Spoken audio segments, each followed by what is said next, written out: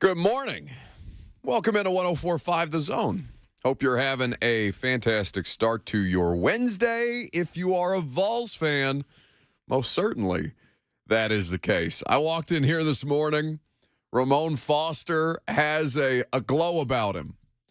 Will Bowling, I don't know if he's riding some kind of sugar high because apparently there's Loveless Cafe biscuits downstairs, and I think he just laid out a line of jelly on the console in here and ripped it because he's fired up about the Vols being number one in the college football playoff rankings. Lucas appears to be okay. I believe he had a cigarette after the rankings immediately came out last night. Not immediately.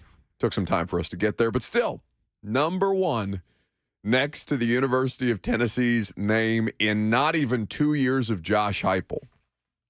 It's crazy. Tennessee's back at the top of college football. Do we have Phil Fulmer back there? Is that something that you have just at your disposal? I'll have to track it down. He's a couple of years premature on it, Phil is. But, hey, I think today is the day that Phil Fulmer gets to relish it a little bit. Why shouldn't you? It's the best resume in the country. You had Chris Doering tell you so yesterday. It doesn't matter how many people say it, though, on the front end before it actually happens, for I think that to really, really hit home. Best resume in the country. They got the best win in college football this year over Alabama at home. If they end up losing to Georgia on Saturday, they could still find their way into an 11-1 record and a win against the SEC East champions. Should Alabama run the table on their side of things, we'll see how that goes. But still, like, it's all coming up roses or all coming up oranges, I guess. Either way, it's an incredible moment that I know a lot of Vols fans have been waiting for, basically a lifetime. Is it 15 years since they've been this kind of relevant? It just seems like there's a lot of droughts in sports, whether it's championship, when's the last time you've been to the playoffs in the NBA or the NFL, all these kind of things. But like one that really seems to affect the public consciousness of people in this state is the Vols and how bad it's been after what you know to be the greatness associated with the program and the history. And now you're making your own history, this generation of Vols fans' history. And Josh Heupel, nobody's feeling themselves more than Josh Heupel today. Did you watch his interview on the it's not the selection show, the college football playoff ranking show? I did, yeah. The smile wouldn't leave his face. Sure. You could see it. And you said immediately, it kind of was immediate. I was actually really shocked at how soon the rankings came out. I'm so used to that being a 2-hour TV event where they give you the rankings after an hour and a half of talking about what the rankings might be. But no, they opened it up at 6. They said, here you go. Here's the top 25. And, we'll talk about, who has the right to be the most angry today, because certainly, we can all agree that Clemson was the biggest surprise at number 4. No, not necessarily. Well, was there anything surprising about I'm saying of the 4 that made it in, I think Clemson probably you could have made the case for a number of different teams over Clemson. Yeah, like you're saying, you're surprised that Michigan or Alabama was not 4 over Clemson. I'm certainly surprised at Michigan. Yeah. I think this bangs Michigan in a big way. Michigan's non-conference schedule is horrendous. Right. Absolutely awful. So this was a bad day for Michigan because they're in a spot now where it might be tough for them to get in if they don't beat Ohio State, run the table, and win the Big Ten. Because we know how the committee views Ohio State. Committee likes Ohio State. Not enough to put them number 1, but certainly more than Michigan. So, like I said yesterday, it matters what they say this week because it gives you kind of a picture of how they might view you come December. TCU is the most upset today, yeah? You got to think. Absolutely. Because, we can hear from Boo Corrigan now if you want. A lot of his defense of Ohio State being ranked in the top 2 is because of the way that they've come back against opponents.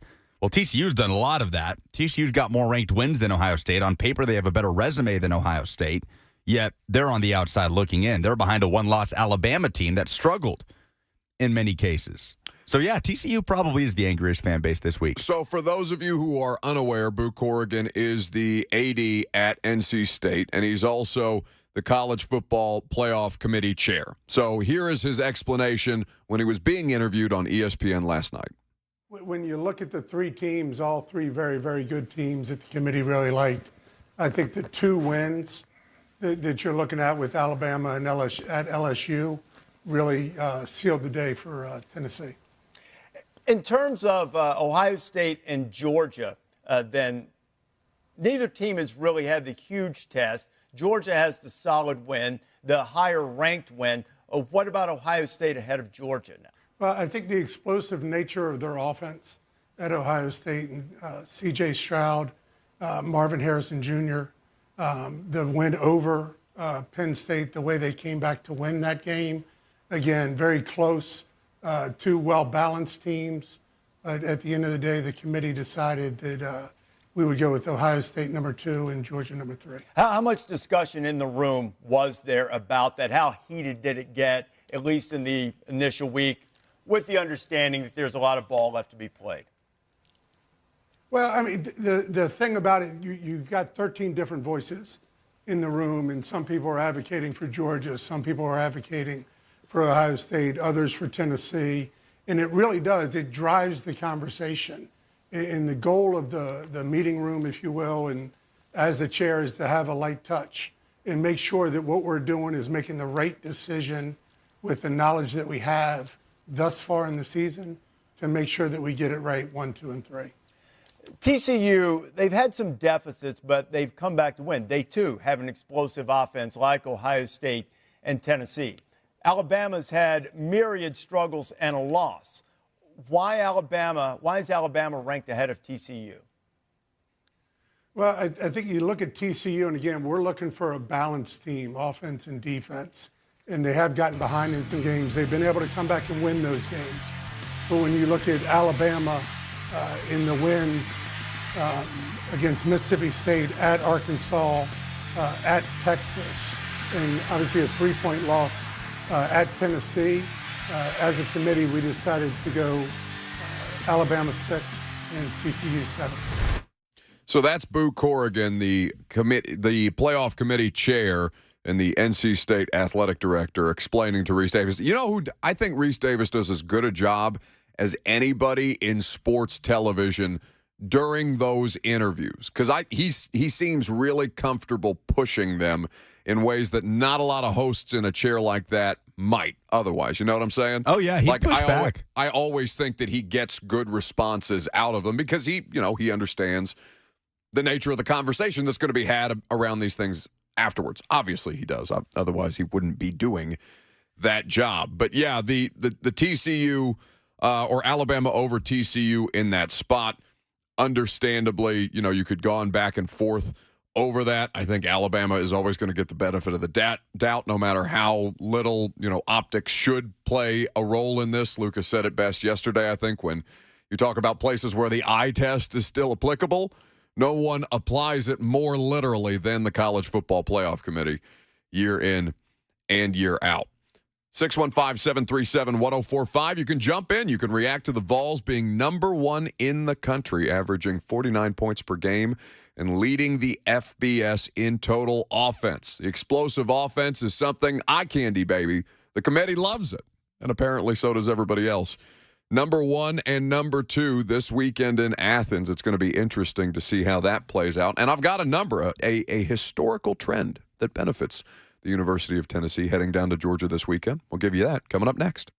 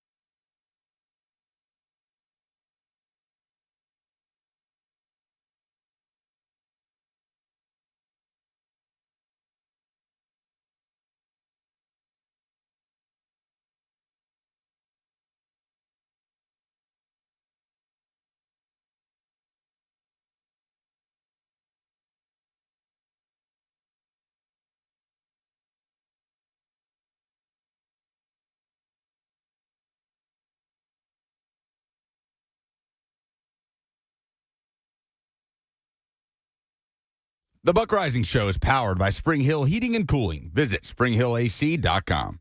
Welcome back on this Wednesday morning. University of Tennessee, the number one team in the country, according to the College Football Playoff Committee last night. We're going to be talking about it throughout the course of the day. The Vols are back. Oh, hi, Phil. The Vols are back in what? I don't know what you want me to do there. You don't have the whole clip? No, he didn't say in what. He just said the Vols are back. The Vols are back and pretty soon we'll be taking a bite out of everyone we play's ass. Yeah. That's what he said. I don't have that part. Oh, okay. Can I be disappointed? The Vols are back. That's all you get.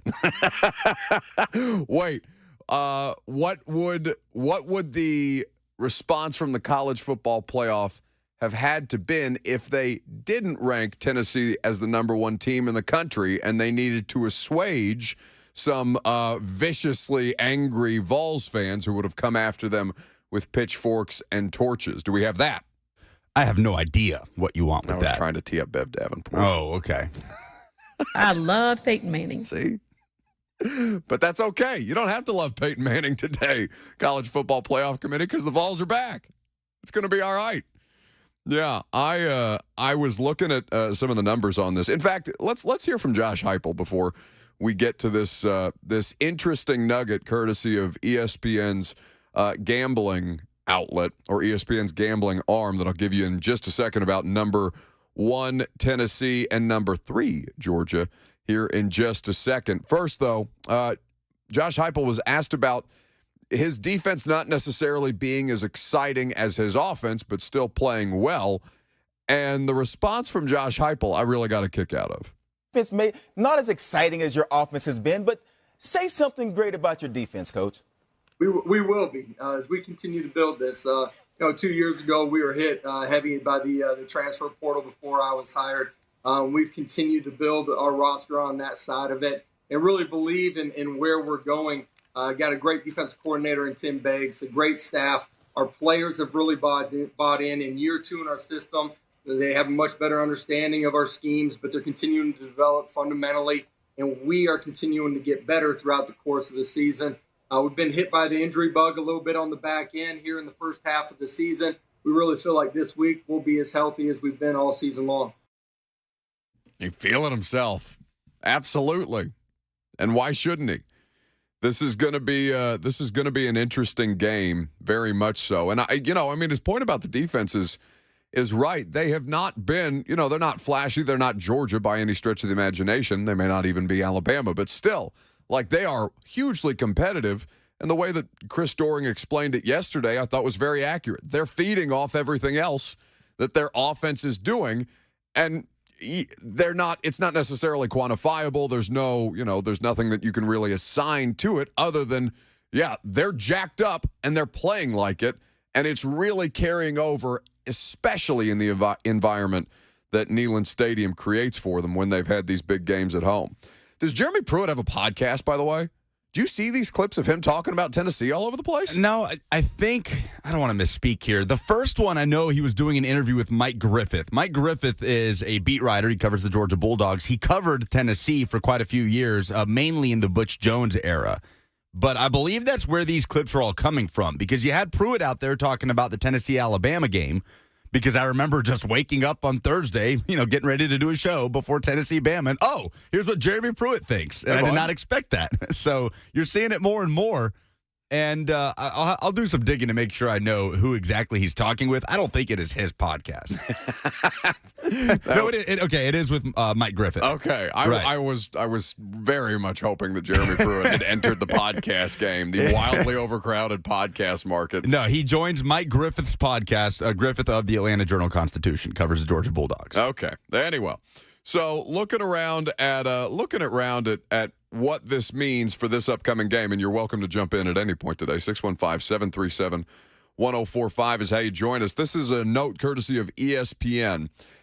The 9-point spread between Tennessee and Georgia on Saturday is the largest spread in a 1 versus 2 matchup. I mean, this is AP 1 versus 2 matchup since 2013, when number 1 Florida State was a 9-point favorite over number 2 Auburn in the BCS championship game. Now, FSU obviously won at this point, but, I mean, I can't imagine a situation where you couldn't make the case for Tennessee to hang a legitimate number on the Georgia defense in ways that nobody's really been able to do thus far this year. Now, I mean, from what we've seen from the Georgia offense, and depending on how much they can affect Stetson Bennett and bother him enough to make him make mistakes, which is not something that very many people have been able to do this season. And, even when they do make mistakes, it's Brock Bowers juggling a touchdown reception that he ends up taking for 73 yards or whatever it was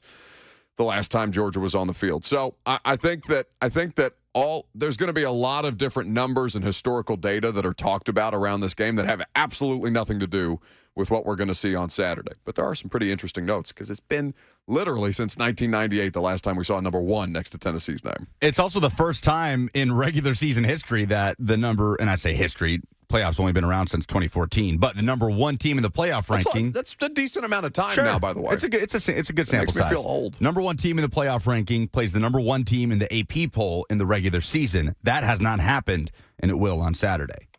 615-737-1045. Uh-oh.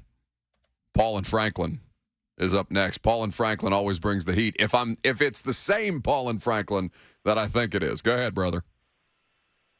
Look, what's going on, brother? What's happening? Ain't it great to be alive and be in Tennessee? Let me tell you something right now, bud. We're going to score some points on that Georgia defense. I know everybody's talking about Georgia defense. They better be ready to score some points, brother, because we're going to put some points on that board. You can believe that. Now, I want to talk about the Tennessee defense. Let me tell you something, Buck. I see the trajectory of this Tennessee football program. They're coming out hot with this offense, and Hype was slowly bringing his defense along. Let me tell you something, brother. Let me tell you something. And on any one series of any football game, that Tennessee defense is as ferocious as any defense in America can be on any one series. That defense is growing up, brother, and you can sure better damn believe we're going to put some heat on Mr. Beck. And that's going to happen, brother. And get ready for a showdown Saturday. God bless you. Go Big On. Woo! Thank you, Paul. That was Franklin. literally exactly 60 seconds. The man knows how to play this game. I thought you were going to hit him with Rocky Top. Paul and Franklin, I feel like, just deserves to have slow rising music underneath him as he carries himself further and further into his hype train. He's always good for one of those. Well, he's been calling in at least once a day, I think, at this point. I mean, it's a legitimate electricity around. I don't know. It's been dormant for a while, and it certainly never felt like this as long as I've lived here and been working in sports around this. This is a whole new experience for me, and it is unbelievably fun to watch how people respond. I've never seen Ramon Foster's always in a good mood, but I've never seen that just generally that kind of energy carry around every kind of sports conversation in a state where there are several professional teams. Normally professional far outweighs college allegiances, except when you have a 100-plus-year-old fan base that is looking around, or history of a fan base, and is looking around and saying, okay, we've actually got this thing. And it's been the case now for a month, and it just continues to build in more impressive ways as they continue to stack more ranked wins. I mean, where you are from, that might be the case. But in Tennessee, in Georgia, Sure. in Florida, that is not necessarily the case as far as the pro teams outweighing the college What, teams. are you going to call me a Yankee? Yeah, what's the term? You felt like you were borderline there. Damn Yankees. But it's the unexpected nature of it. That's what brings that electricity in my mind. Because, again, even the most optimistic of Tennessee fans would have said, 10-2 this year, right? I mean, that. Oh yeah, that I don't would have think been anybody. And even if you said 10 wins, you're probably getting a side eye like, absolutely, yeah, you homer. Get out of here. Absolutely. 10-2 was as optimistic as you could get. If you said anything beyond that, you were just being unreasonable, right? There was no logic in your conversation.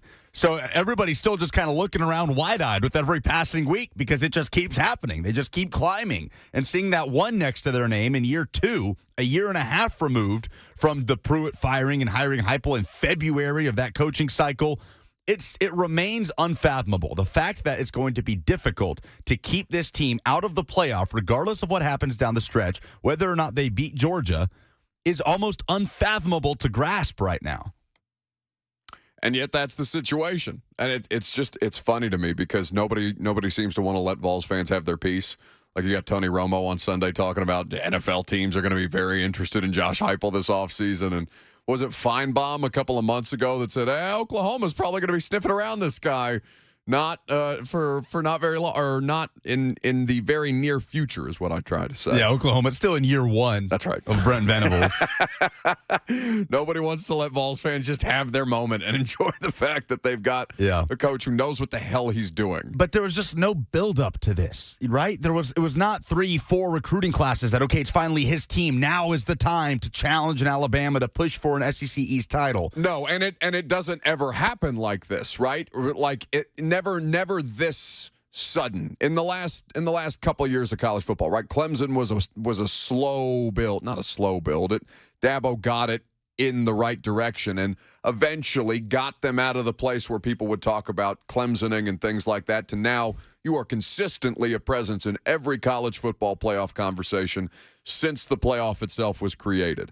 So it's never that kind of, you talk about microwave results and how much people get caught up in it. Tennessee is the definition of that. You don't ever get that. Well, 2019 LSU is as close as it gets in recent years. Yeah, because Burrow was kind of a shooting star all of a sudden. Yeah, they're an 8-win team. Yeah. Burrow's a good quarterback, transferred from Ohio State, but that roster loaded with 5-star talents, right? Jamar Chase and Justin Jefferson and Derek Stingley as a true freshman All-American. And they have always had consistently that kind of a talent base, and they've, the quarterback situation has perpetually been a struggle for them. I think prior to Burrow was Mettenberger the best quarterback that they had in recent memory. In recent, because LSU, their best teams, it was never surrounded around a quarterback, right? Jordan Jefferson, Justin Jefferson's older brother, was their guy. When they won the national championship, when they got to the national championship in 2011 and in 2007, I think Matt Flynn is the starting quarterback of that team. So you're right, but. For an example like this, because Ed Orgeron's a few years into his LSU tenure. He had lost to Troy in year 1 or 2 in 2017 as the head coach at LSU.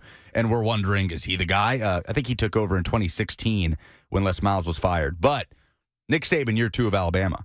That's the only other example.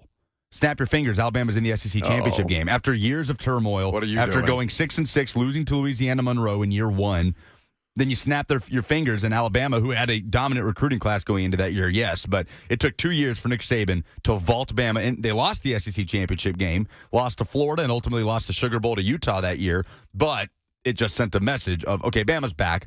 They're no longer dormant. But again, the underlying thing that you keep coming back to is they had great recruiting classes. They had great talent bases. And that is, I'm not saying that Tennessee is a talent-bereft team. Of course, that would be nonsense to say. But what they have done at this point is overcome talent deficiencies that should hinder any other program like this from being in this kind of a stratosphere in year 2, particularly coming off of NCAA violations that were looming over all of this, particularly because the talent that they did have, the best talent that they did have, jumped into the transfer portal. It was north of 30 players, was it not?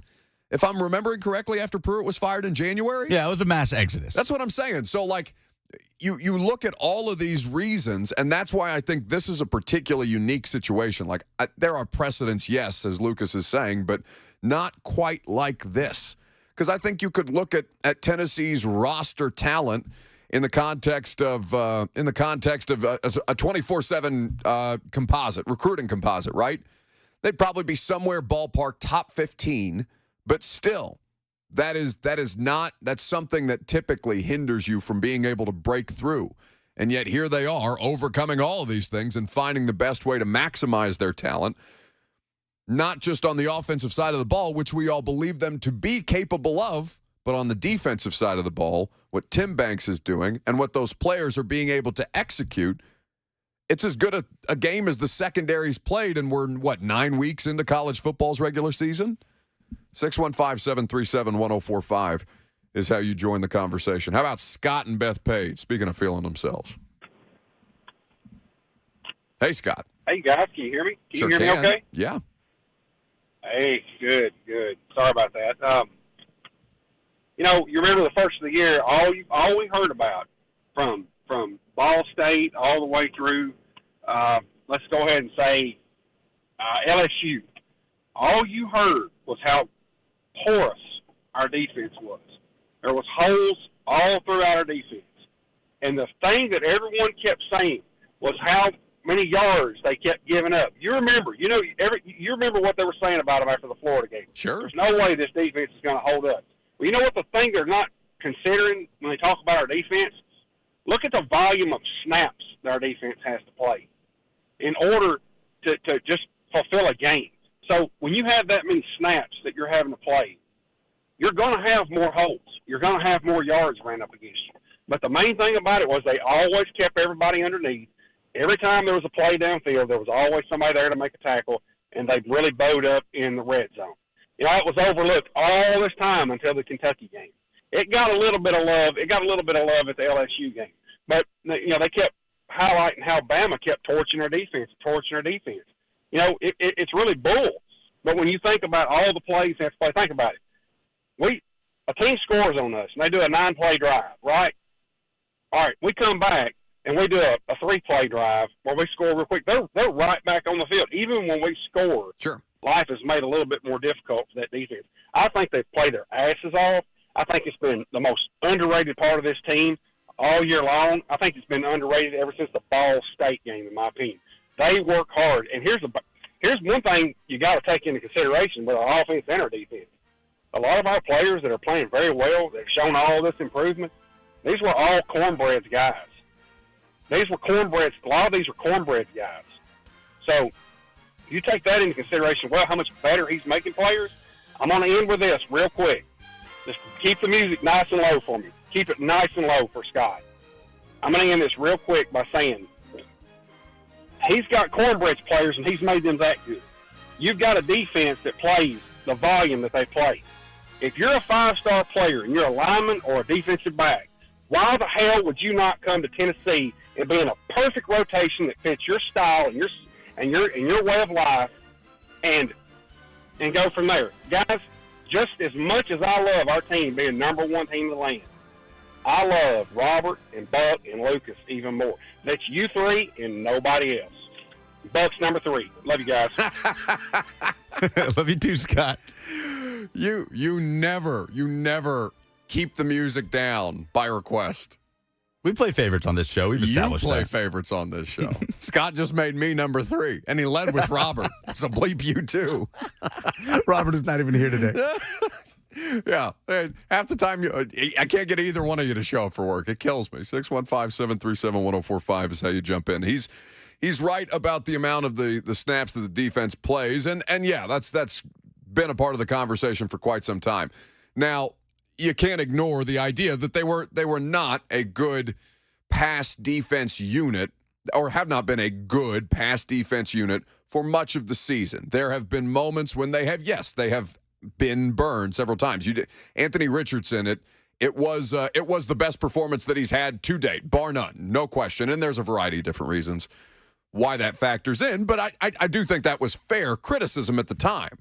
And then you saw some of the growing pains, and now, if it theoretically is rounding into form the way that it appears to be the last couple of weeks, then you, can take pride in that. But I think it's a little bit results in hand to go back and say, they were talking about how our defense was going to get gashed all year long, and then, kind of did at the start of the season. And Alabama's going to put up points and yards on everybody. It's not the end of the world. It's not some, crazy Michael Jordan type slight where you have to ride the hate straight into the sky, but it's a thing, and you've corrected the situation since. That's great. That's progress. Yeah, they've gotten better, and the strength of the defense has been the front all year long. Sure. But the injuries in the defensive backfield that have kind of piled up, and they're starting to get healthy, like Heupel said last night, they'll be about as healthy as they've been there all year this week. But they've kind of stumbled into some situations where they're forced to play guys that they didn't really trust at the start of the year. Brandon Turnage was nowhere to be found on the initial depth chart before week 1. And Warren Burrell goes down. I mean, the Christian Charles gets hurt. They're losing corners left and right. Turnage played really well against Alabama. William Wright, a walk-on corner, had a critical tackle to keep Alabama from getting deeper into field goal range on their last drive of that game. I mean, Kamal Haddon injured. Danico Slaughter's forced to play corner, a bunch of different spots. He played really well against Kentucky at corner just last Saturday. Yeah. So they're being forced to play guys in certain spots and maybe kind of discovering what they have in those areas, and they might come out a little bit deeper because of it after that rash of injuries. More of your phone calls on the Vols. We'll get to an SEC Week 9 recap with Lucas Panzica, as is the custom on a Wednesday. Stick around. It's 104.5 The Zone.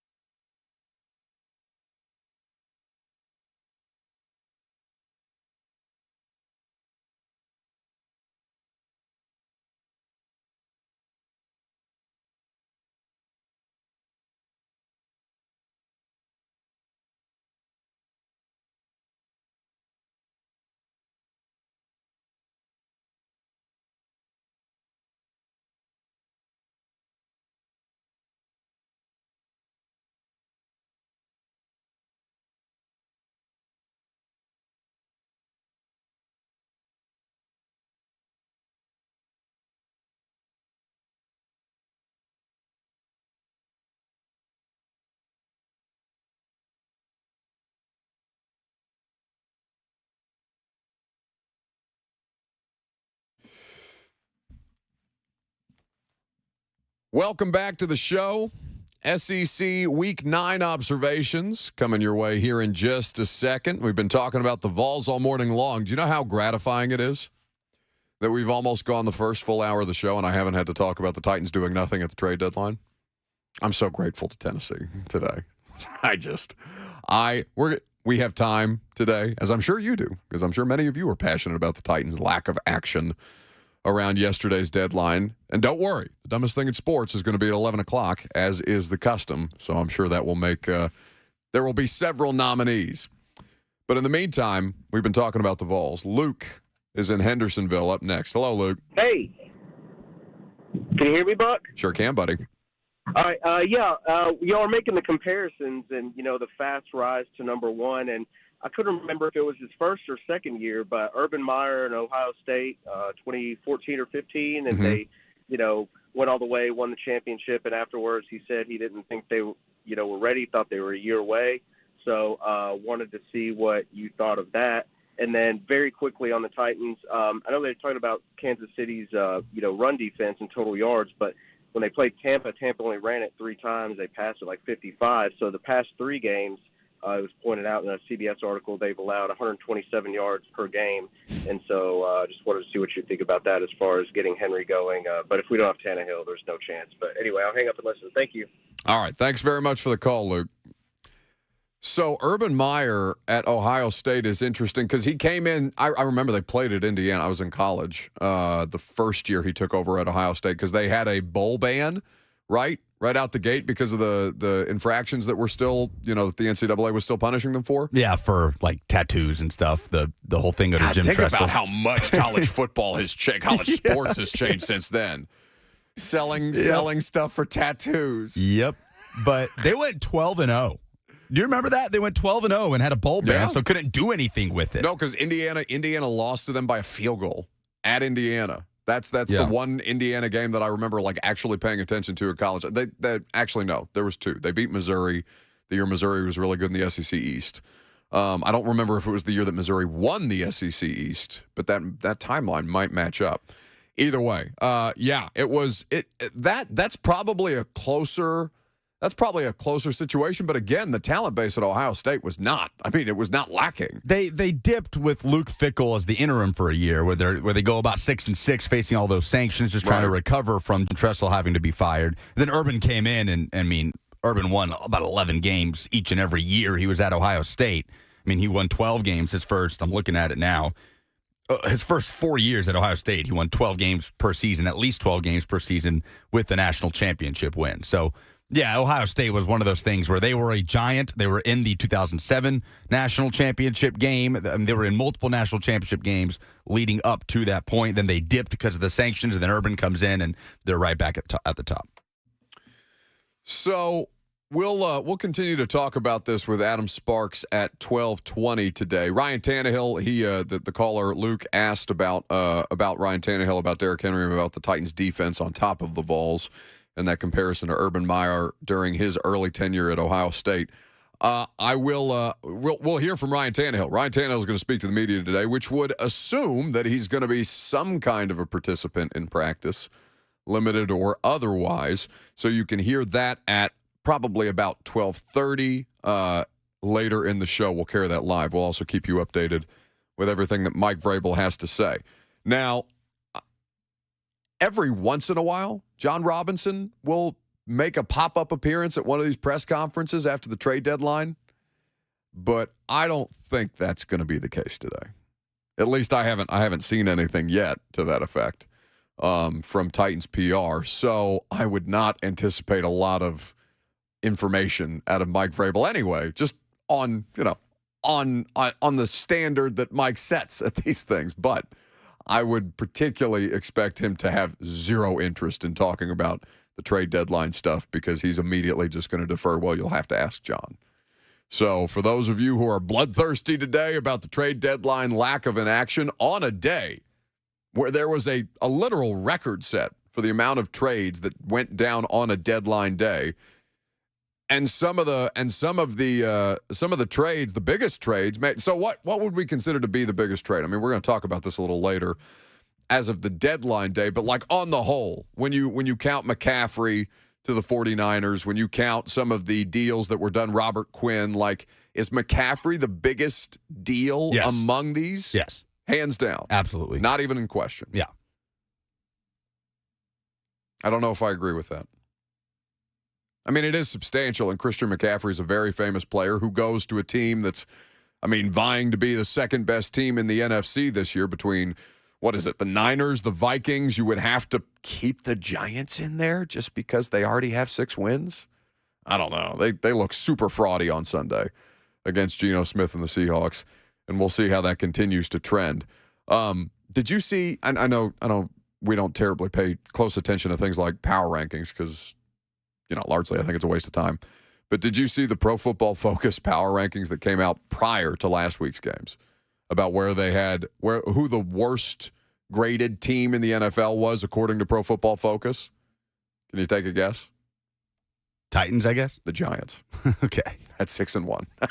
they had the 6-1 Giants, 32 out of 32 NFL teams, which made me understand some people's hatred for numbers when it comes to how these things are actually being evaluated. But we'll have time to talk about the trades of consequence and why the Titans made none ahead of the deadline. I could have told you in fact, I did tell you that they were probably not going to do anything yesterday, and that they did call about one particular player who did get moved, although the traction there didn't seem to ever develop. But what we got to do first, and maybe this is your nominee, is the dumbest thing in sports this week. That's coming up next, 615-737-1045. You can jump in on the dumbest thing in sports this week on 1045 The Zone.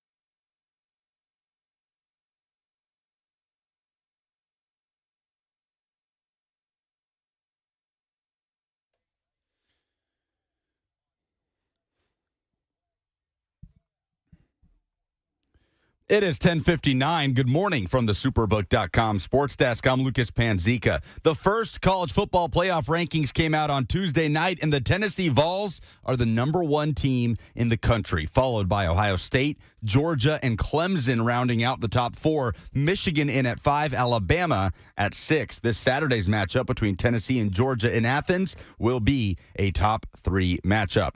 Nashville Predators started the road trip with a 7-4 loss at the Oilers last night. They have lost 6 of their last 7, heading to Calgary tomorrow. And the Phillies took a 1-game lead in the World Series Tuesday, 7-0 in Game 3 against the Astros. They will play Game 4 in Philadelphia tomorrow. Also, big news in the NFL, the Washington Commanders owner, Dan Snyder, has hired Bank of America to sell the franchise. That is according to Forbes. For all your foundation repair and waterproofing needs, visit USSTN.com. Breaking news at once on your home for the Titans and Vols. This is 104.5 The Zone.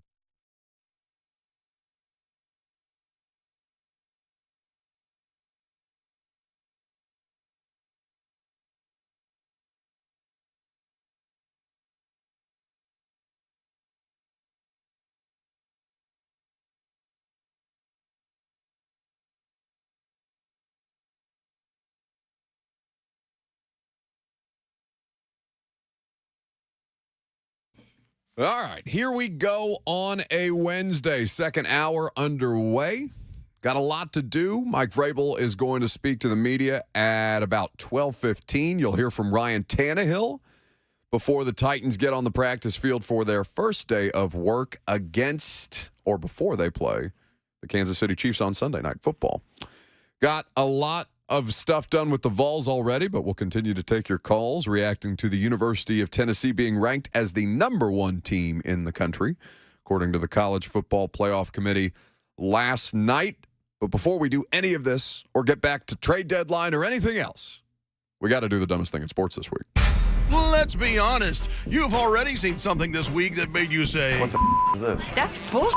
What the hell? Give me some more now. Something so mind-numbingly idiotic that you just want to get it off your chest. Dumber than a second coat of paint. Some idiot. You are really dumb. For real. It's the dumbest thing in sports this week on the Buck Rising Show. Sure it is. 615-737-1045. Call in. Tell us what the dumbest thing in sports this week is. It's presented by Painter Ready Murfreesboro. They are the Ruthie's Award winners 2019, 2020, and 2021 for the best residential and commercial painting company. Call for a quote today, 615-PAINTER or www.painterreadymurfreesboro.com. So, the dumbest thing in sports this week.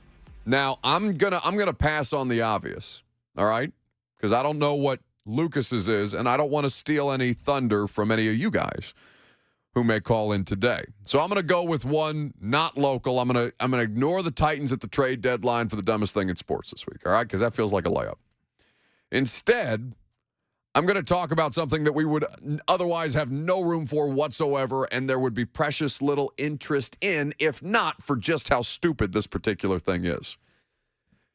The Nets fired Steve Nash the other day. Now, this was washed up in trade deadline news and all manner of other things, and who cares? Because the Nets, I think, are 1-5 on the season thus far. They lost to the Bulls last night.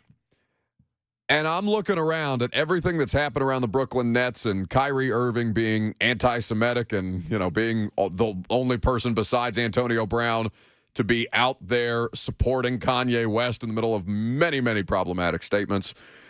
And I'm looking at Kevin Durant, who actively forced his way out of Golden State, a championship organization who's on the forefront of winning, on the forefront of maximizing talent, who has figured out a way to survive all manner of dysfunction en route to winning a championship as recently as last year. Even things like Draymond Green punching Jordan Poole in the face and them needing to pay Jordan Poole to make sure that he's happy when Draymond Green refuses to apologize to Draymond Poole to Jordan Poole for punching him in the face. All right, Durant goes from that to playing with Kyrie Irving and for the Brooklyn Nets, who again, I repeat, are 1-5 on the season. That's the dumbest thing in sports this week. That dude, all-time bad decision because he wanted to be the guy and he wanted to be the reason the team wins championships as opposed to being a guy who participates in a championship-winning effort with other high-level players. My dumbest thing in sports this week, we already kind of talked about yesterday, and it is the Indianapolis Colts firing offensive coordinator Marcus Brady. It is the classic scapegoat firing, which almost always precedes the firing of somebody above that person in the pecking order, because typically a scapegoat firing means the person that did lose their job was not the problem. What does that mean? That the people who are the problem are still in that building. Marcus Brady was not the problem for the Indianapolis Colts. He doesn't call the plays. He's only been the offensive coordinator now for last season and this season, and I will reiterate, he doesn't call the plays. Yep. Marcus Brady getting fired is not going to solve the Indianapolis Colts' problems. I think back to one of the most recent examples of this, Florida. Last season, they fired their offensive line coach. They fired their offensive line coach in the midst of Dan Mullen losing games and struggling on the recruiting trail. They also go ahead and fire Todd Grantham, their defensive coordinator. Like, that is going to solve their problems. What happens a few weeks later? Dan Mullen gets fired like he was always going to. The inevitable happens. I'm not saying Frank Reich getting fired by the end of the season is inevitable. It sure seemed like you were going down that path. It is, but it does look like it's going down that path. With Marcus Brady getting fired, the infamous vote of confidence from owner Jameer Say about Chris Ballard and Frank Reich. We saw that, by the way, the other day from the Broncos with the vote of confidence for Nathaniel Hackett of the Denver Broncos. I don't know that Hackett gets fired after 1 year or less than 1 year. But the point is, the dumbest thing in sports this week is the scapegoat firing, acting like it's solving a problem when you let go of the guy that wasn't even close to being the problem. I think I'm the dumbest thing in sports this week because the Broncos were there for a nominee as a layup, and I totally whiffed on it. And I'll explain what I mean by that when we talk about trade deadline moves actually made and a player that the Broncos sent to Miami yesterday that they are directly having to get rid of because of how much money they're paying Russell Wilson, which is hilarious to me. 615-737-1045. What's the dumbest thing in sports this week? We'll get to your phone calls momentarily. Marcus Brady, the whole thing, and we did discuss this yesterday. I don't know what to make of the Colts organization. I think Titans fans would really like Frank Reich and Chris Ballard to stay in the positions that they're currently occupying because the Titans have an exceptional record against Frank Reich and Chris Ballard thus far, especially in the last 5 consecutive meetings where they have rattled off 5 straight wins. Wallace Dooley on Facebook Live is telling me, Bucks stay off Ye. Forgive me, I didn't call him Ye. I called him Kanye. Apparently that's wrong. Didn't even pronounce his name right. A lot of people agree with him about what he said. Not your place as a sports wannabe to say or mention Ye's name at all. There's a lot of people who agree with his anti-Semitic remarks. Kanye? Yeah, what's the point there? What are we? Are you outing yourself as an anti-Semite? Yeah, that's the guy whose side you want to be on these days. I mean, rare that you see somebody publicly, and it's got everything. It's first, middle, initial, last name, and even the fourth on it. He's out here proudly pounding his chest, saying, "Yeah, Pete, there's plenty of people who side with Ye in this particular situation on the White Lives Matter T-shirts and the anti-Semitic remarks and all manner of other deeply problematic issues that Kanye West seems comfortable tangling himself up in. Anyway, but I'll stick to my I'll stay in my place as a sports wannabe. Eric has the dumbest thing in sports this week. What's up, Eric? Hello? Hello. Hello, can you hear me? Sure can. Oh, okay. Guys, there's so many different directions I could go in. There's one in the NFL that's obvious that you haven't said yet, but I'm going to leave that one alone. I actually have one that's not been quite so obvious, but here's mine. From Sunday's NFL game between the Los Angeles Rams and the San Francisco 49ers. So you're the Rams, and you're backed up near your own goal line, just over a minute to go in the ball game. You are down 31-17. We're not talking about a touchdown. We're not talking about 10 points. You are down by 17 points. And you still have Matthew Stafford and Cooper Kupp in the game. And Cooper Kupp, of course, got hurt. Now, supposedly it's not that bad, but it makes absolutely no sense that both of those starters, who are probably your 2 best starters, are still in the game, down 17 points, a little more than a minute to go in the ball game, and you're backed up near your own goal line. And Sean McVay is supposed to be this genius. It makes absolutely no sense. Consider also on top of that, You've got all sorts of offensive line issues. That's my dumbest thing in sports this week. Guys, y'all take care and have a fantastic day. Thanks for the call, Eric. Eric, short, sweet, to the point. He says, bleep you, Sean McVay. I haven't seen the Rams game yet. I haven't had the opportunity to watch that. I know that they've been struggling mightily along the offensive line, though. And there's a lot of situations. There's a lot of situations that you look at for coaches in Sean McVay's position. I mentioned Kevin O'Connell yesterday with the Vikings. Like, they are so not aggressive as a football team. Now they're 6-1. I'm certain that justifies the decision-making to them in most spots. But you would think a lot of these offensive coaches who get hired are going to be forward-thinking, are going to be prone to playing the numbers when the numbers indicate that the odds are in their favor as the person who is dictating terms in that circumstance. Rarely does the defense get to. The offense has everybody playing on their heels, and so why wouldn't you play percentages in that spot? But McVay is hyper-conservative in weird places, and so are guys like Kevin O'Connell. Even Shanahan sometimes surprises me with his unwillingness to kind of open it up a little bit. But yeah, to leave your starters in when the result is clearly out of hand, I don't know what the tipping point on those things actually is for like margin of a point differential basically in real time for the games, because I honestly thought they should have taken Derek out as they were going back in for the last drive or two. We were just sitting there looking around in the press box being like, I mean, he's already gotten 29, I think, 28 or 29 carries at this point. You're like, all right, they're dead. They're dead. They're dead. You don't need to worry about it, even if you give up 71 yards on their final offensive possession for them to score a touchdown. They're banged. You don't have to continue to run this guy, and they did it anyway. So, sometimes those things are very much at the coach's discretion, and maybe maybe they're not necessarily paying as close attention to it as everybody else who's hyper-scrutinizing these decisions. More of your phone calls on the dumbest thing in sports. We got to talk about the NFL trade deadline as well. That's coming up next on 104.5 The Zone.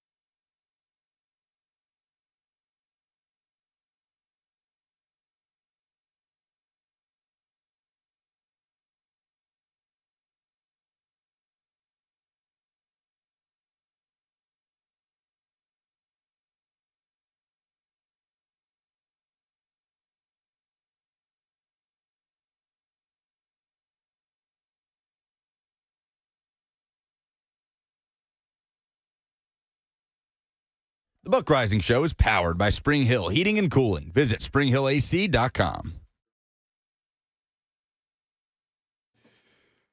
Welcome back to the show. In the middle of the dumbest thing in sports this week. No nominees yet for the Titans at the trade deadline. I'm a little surprised. I've got plenty of thoughts about the reaction to the lack of movement around the trade deadline. We have not yet gotten to those, so stick around because there's plenty more to come throughout the course of today's show. There is an article that's floating around as of this morning at about 7:30 from Dan Pompei of The Athletic. Some interesting, it's basically, and I'll read you the tweet around the article.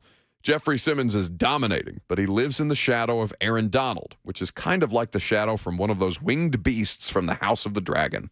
My story for The Athletic. Get to know the Titans' Jeffrey Simmons, the best defensive tackle this side of Aaron Donald.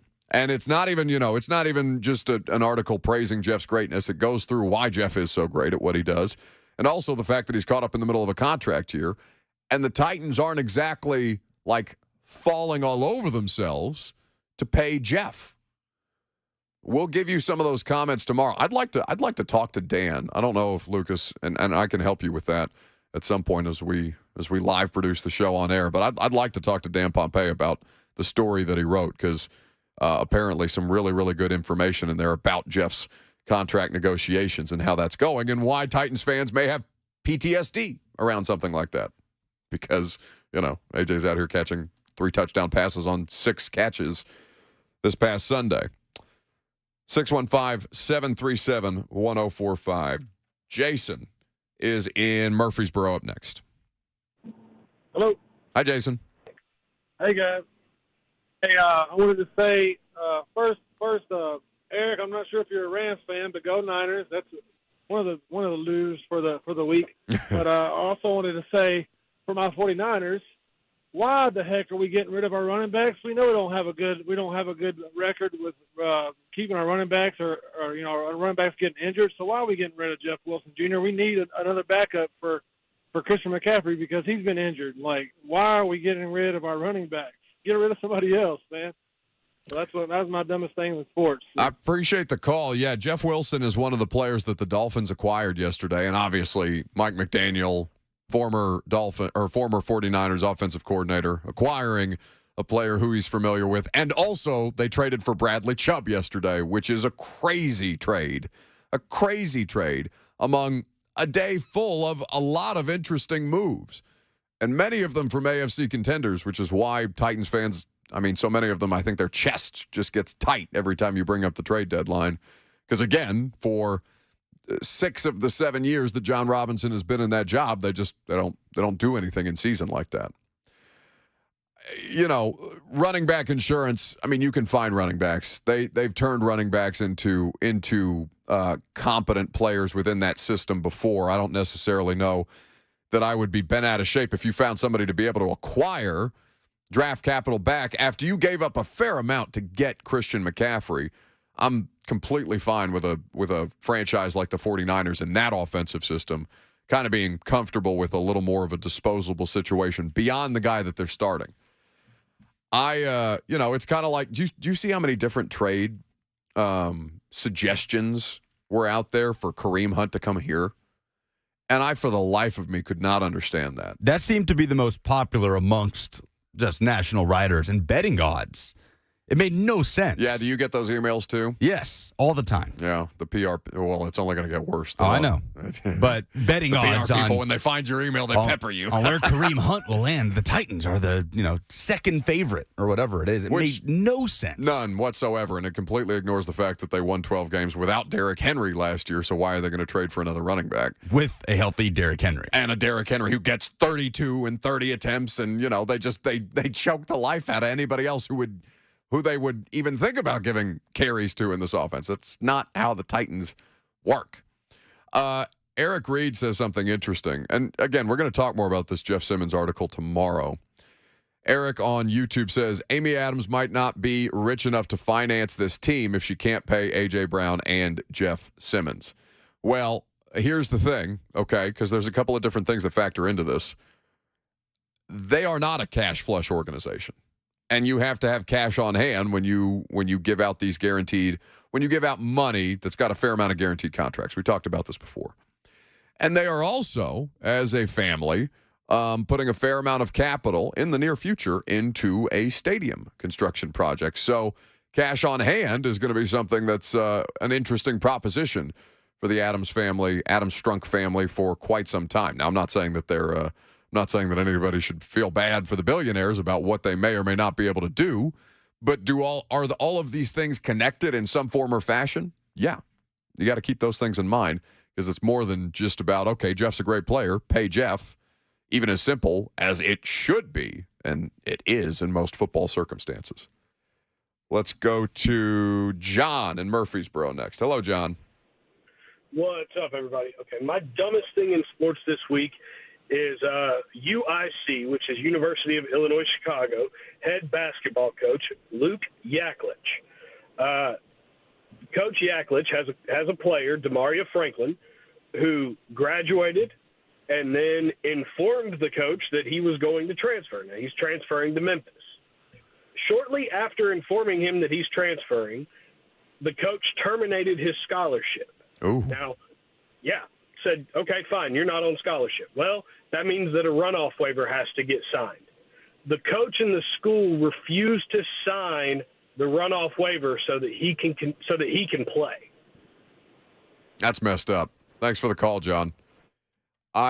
This is why, when coaches start to talk about the amount of player movement from college athletes now, how it's, being hugely detrimental to the sport, instead of being smart and just figuring out how to win games and build successful programs around the new rules, when they impact whether they're actually that invested in their education, to impact both their playing ability and their opportunity for education on scholarship is a really, really deeply problematic thing. Like that should be as subject to NCAA violations and punishment as anything else that goes on within college athletic departments. That kind of stuff, that makes you sick.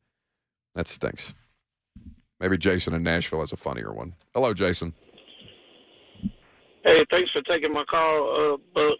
I love the show. Thank you. Hey, I just wanted to comment on Patrick Peterson, man, with this cry out against the GM of the Cardinals. I mean, when I read the article, he was like, "Don't you run from me. You said you were going to call me." It's almost like I'm sitting there watching The Bold and Beautiful with my grandmother. Mm-hmm. Like, it's just getting so dramatic. It's like, get past it. You're with another team. Move on. You can't make this man talk to you or give you the answers that you're looking for on why they didn't bring you back to the team. So let's kind of grow up and be real men instead of acting like a soap opera. That's mine for the week. Thanks. I appreciate the call, Jason. I mean, but this is the same kind of, like AJ, every time he scores a touchdown, he subtweets the Titans. It's crazy. Like, did you see the now that you can post videos with pictures, in like a quad box type of look as a part of a tweet, and you can get creative with them if you want to. They can carry a common thread, right? And AJ's out here subtweeting the Titans about, I'm that song you skipped that you find out is a banger a couple of years later or something like that. Like something to that effect. I'm just like, you had 3 touchdowns and you made Minkah Fitzpatrick look like a toddler doing it. Why are you allowing this thing to still occupy space in your brain? Because did you see the Patrick Peterson comments? I did. So he's alleging that Steve Keim, the Cardinals general manager, never spoke to him before cutting him or after cutting him. Which would be, not unprecedented by any stretch of the imagination. Not unprecedented, but hey, I get it. He was there for a decade. He played a huge role in their franchise. Was a franchise player from 2011. He came out of LSU through 2020. I think last year was his first year in Minnesota. Yep. There's a human element to this. I get that. And his team beat his old team, and he expressed some of that. I didn't mind it. No, I think it's totally fine. Yeah. I respect it. I worked for you for 10 years, and then when you're going to cut me off, you're not even going to have the courtesy to say something to me. I get it. It's about the way these things go down, right? Because you said it correctly. It's the human element. Like, if somebody was to come in here, or if I was to finish today's show, and I walked out of the studio and they said, "Yeah, that was your last show," and I've only been here for a year and a half, so maybe it's not quite the same comparison. But you get my point, right? Like, if I came into work today expecting to, come into work again tomorrow and it all just ended very suddenly, and instead of, our bosses talking to me, it'd be like a security guard offering to escort me out the building or something to that effect. I don't know how fortunately, knock on wood, I haven't been fired yet at a job. I haven't. You've never been fired? I don't think I've been fired. No, well, I've been fired from a part-time job for sure. What was it? It's a place called Burdett Park. It was a high school job that I had working at like the concession stand and float stand, like a public pool type of thing. What'd you do?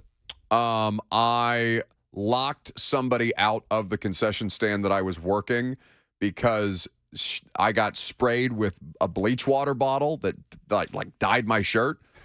Because, instead of cleaning with the bleach water bottles, of course, what you do is you spray one another with them like weapons and don't consider the idea that what happens if the bleach water gets on your eyes and in your clothes. Or if it's ingested, yeah. Yeah, it's just completely, stupid things. And so I locked somebody out because they sprayed my shirt. It was a black shirt. It turned brown after the bleach hit it, and I locked somebody out and I got fired. It was a coworker. Yeah. Yeah. Well, why didn't they get fired for spraying you with bleach? That's a good question. I feel like that's a fireable offense. It's a good question. I feel like that. I feel like that was. I was so ready to be done with that job anyway that it was almost like a blessing. Like it's you get to the point in some of those, and high school jobs are different than part-time college jobs, and even some of us when we get out of college, depending on what line of work you go in, some of us have to find different ways to supplement income. But everybody had a high school job they dreaded going to. Oh, yeah. And you just checked out and you're looking for reasons to get fired. Absolutely. For me, it was refereeing like 7-year-old soccer. It was fun at first, and then I just hated it. Why? The parents. Oh, really? You would be amazed. And it's like not even like competitive, like club travel soccer. I'm talking like YMCA, a bunch of kids running around in a pack, most of them picking their nose soccer with parents acting like it's the World Cup. And coaches. I go back and forth on this all the time because I've never felt worse for parents of children than I do on airplanes just because it seems like an unholy nightmare. And I'm on enough airplanes during the football season where occasionally there will be a screaming child at 6:30 in the morning. And I just feel so bad for the parent because what are you going to do? This thing is just going to continue to yowl like it's being, tortured back there. And yeah, it's an airplane. It's a small human being that's scared, I'm sure, of everything that's going on. But it still drives me crazy. I can only imagine what it is to be a parent in that spot.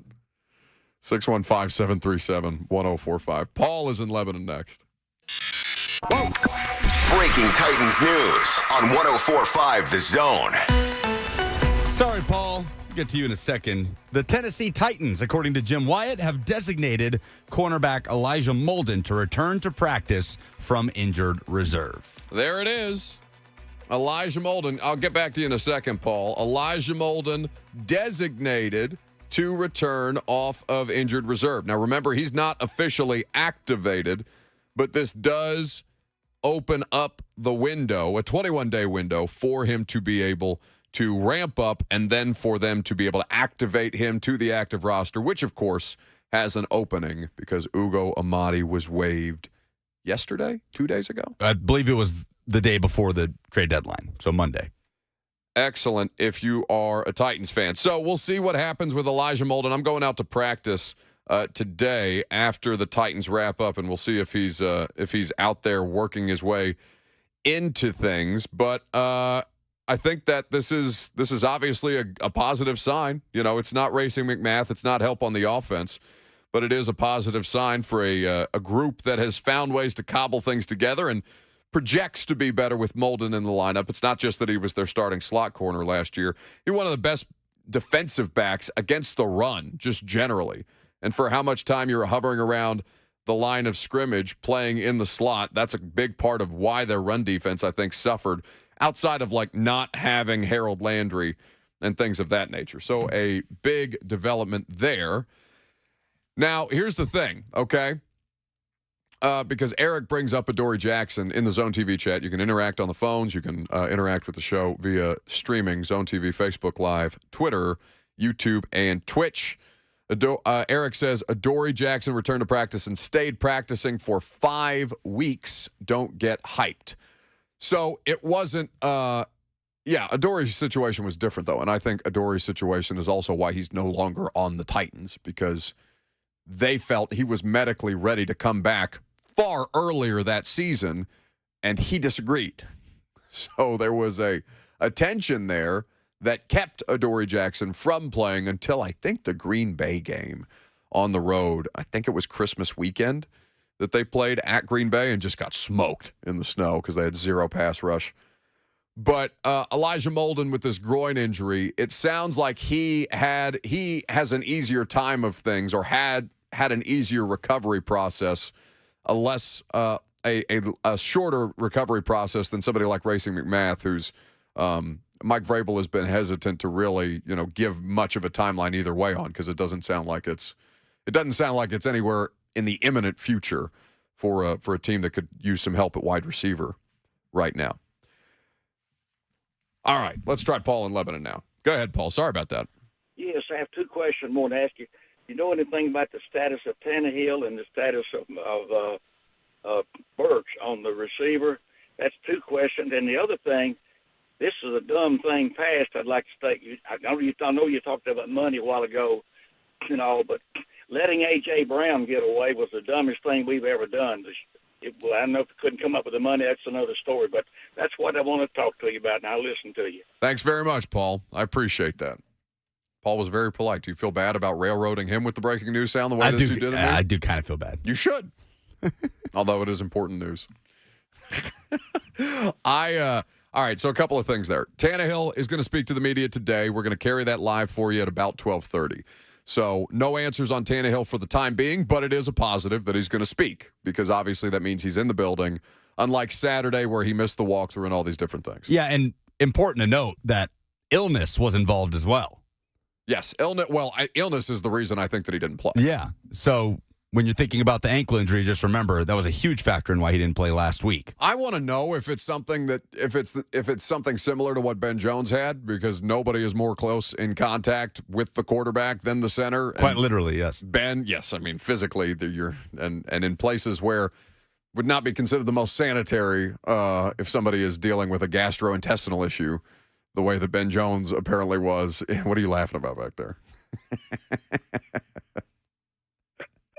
Yeah, I rebuke that in the name of Jesus. Yeah, I do too. I'm just saying. Like, if Ben Jones played through it, I'm not saying that makes Ryan Tannehill a lesser man or a lesser football player, but it sounds like it's pretty nasty. All right? I'm recklessly speculating about this. He could have the A.J. Brown Chipotle syndrome like last year, where just everything running through you for about 2 weeks. Foul. So Tannehill, we will see. Burks has to miss one more game on the injured reserve at minimum, because it is 4 games, not 4 weeks, that you are required to miss once you go on IR. Remember that Kyle Phillips also presently on the injured reserve for the Titans. So that's Burks, Phillips, and Racing McMath as you look for reinforcements at the wide receiver spot as we get later into the season. So we're going to talk more about the Titans at the trade deadline and why they did not make a move. We are also going to talk about the biggest deals that were made for AFC contenders and how much further, how this affects the standings, how this may affect the standings, given that the Titans are currently the number 2 seed in the AFC. I'm Buck Rising, 104.5 The Zone.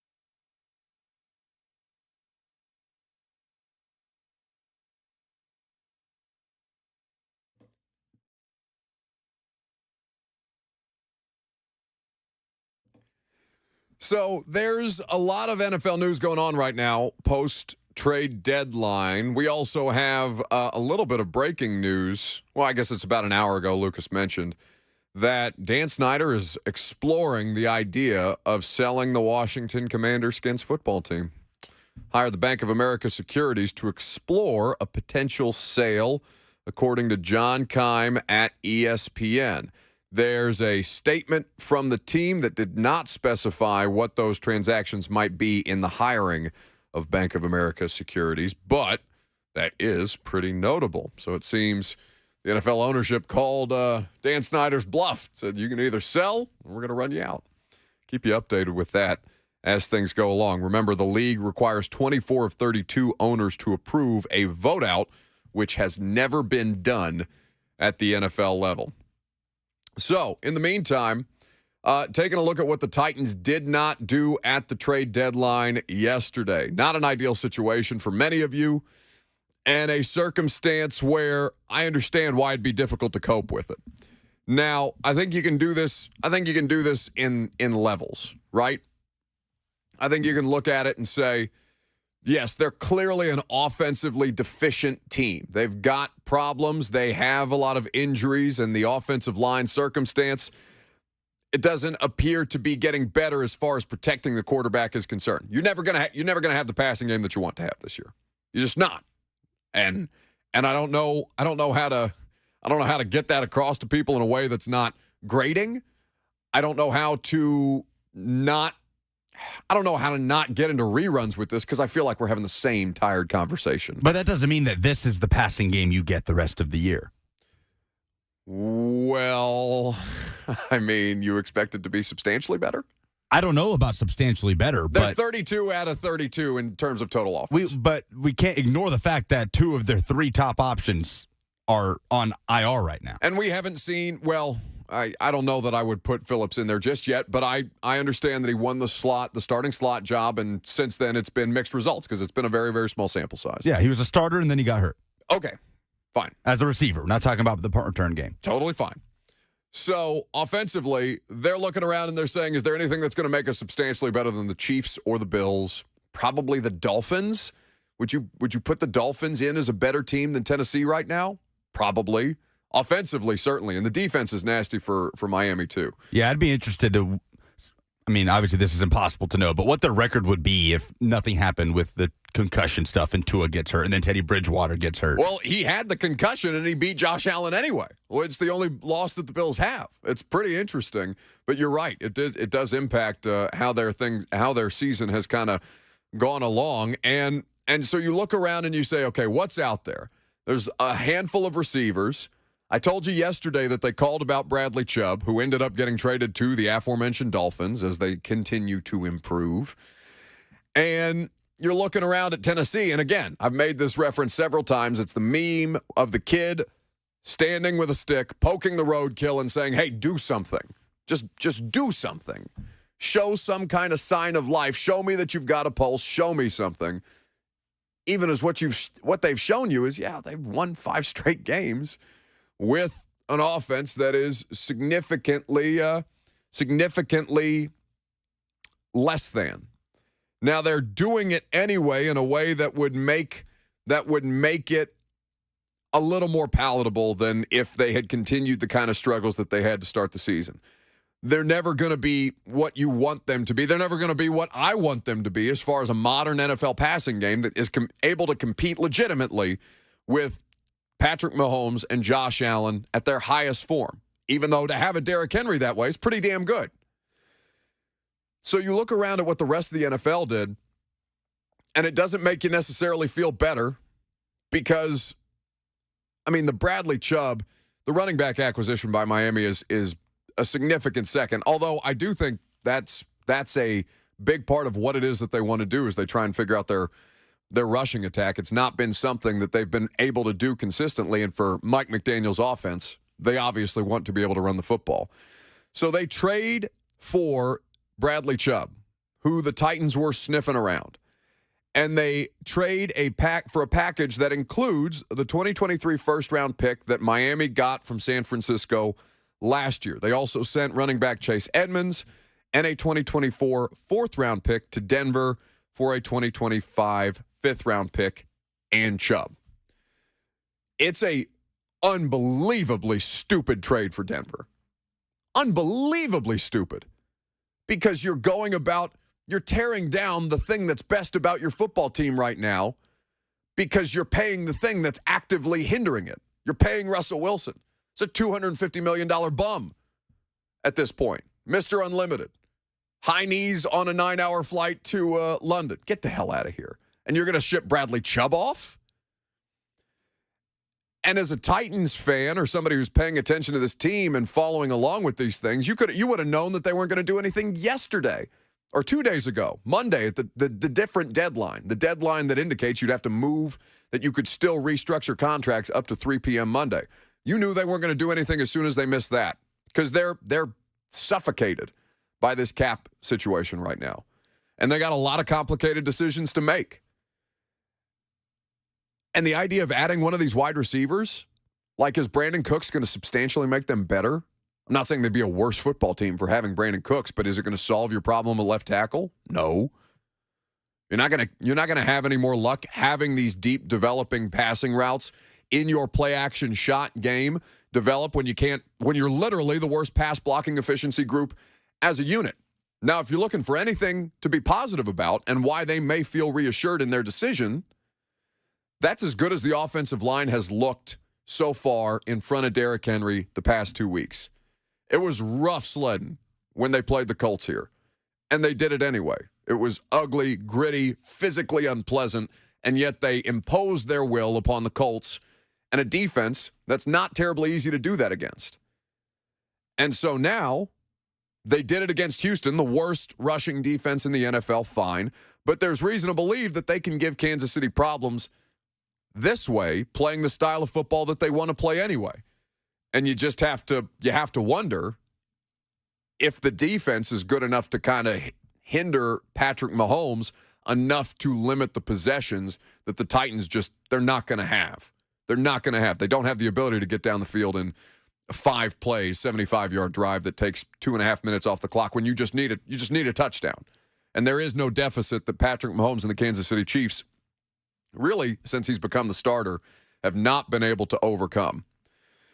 So it's a lot to process, and I understand why people are pissed. But I also, if you expect them to get up there and offer you an explanation, I think you're kidding yourself. The marketing department's job is to care about how fans react to things, how fans process things, how fans receive things. The football organization is looking around and being like, bleep you, we're going to do what we think is best for the football team, and we're not going to mortgage our future, especially for wide receivers, when we threw literally 10 forward passes in an NFL game in the year 2022. 10. And you want them to go out there and trade for DJ Moore? Probably not. So we'll talk about the one question that you would want John Robinson to answer today coming up next. We'll take your phone calls on it. Don't forget Adam Sparks of the Knoxville News-Sentinel. Get into the Vols ahead of their matchup against the Georgia Bulldogs in Athens this weekend. Stick around. It's 104.5 The Zone.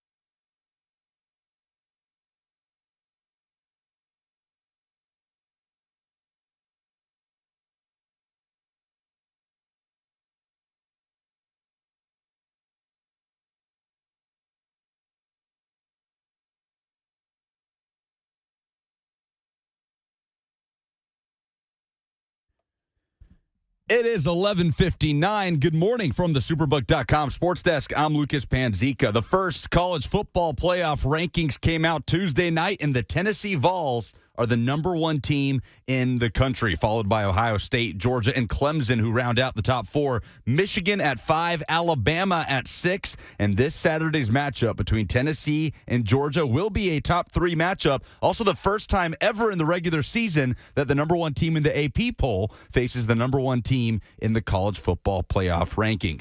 The Tennessee Titans have designated cornerback Elijah Molden to return off injured reserve. That now opens up a 21-day window where Molden can return to the active roster. It was a busy NFL trade deadline day, highlighted by Broncos pass rusher Bradley Chubb being shipped to Miami, the Bills dealing for Colts running back Nyheim Hines, and TJ Hawkinson going from Detroit to Minnesota. Titans stood pat on the day. Mike Vrabel will meet with the media at 12:15 today. For all your foundation repair and waterproofing needs, visit USSTN.com. Breaking news at once and your home for the Titans and Vols. This is 104.5 The Zone.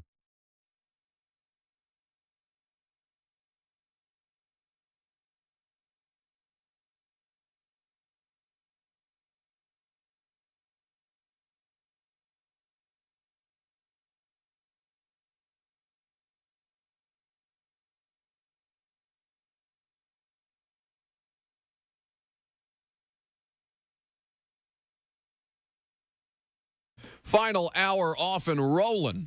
Welcome in to 104.5 The Zone. Whether you're hanging out with us for the first 2 hours, you're just now jumping in your car for your lunch break, we're happy to have you here for at least one more hour with us today. Lucas Panzica's back there making it go. You can jump in on the phones if you want to. 615-737-1045 is the number. 615-737-1045. Talking Titans trade deadline and the Tennessee Volunteers as the number one team in the country.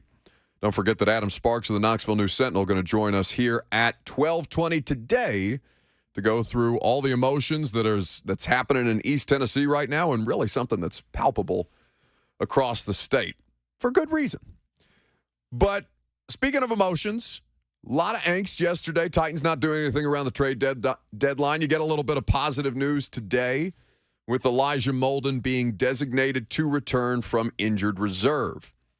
But I think the question that a lot of people are just generally asking, ignoring salary cap and everything else that's going on and everything around the league that's changing in real time, and a record 10 deadline deals done on the day of the deadline itself, and precious little movement from the local professional football team.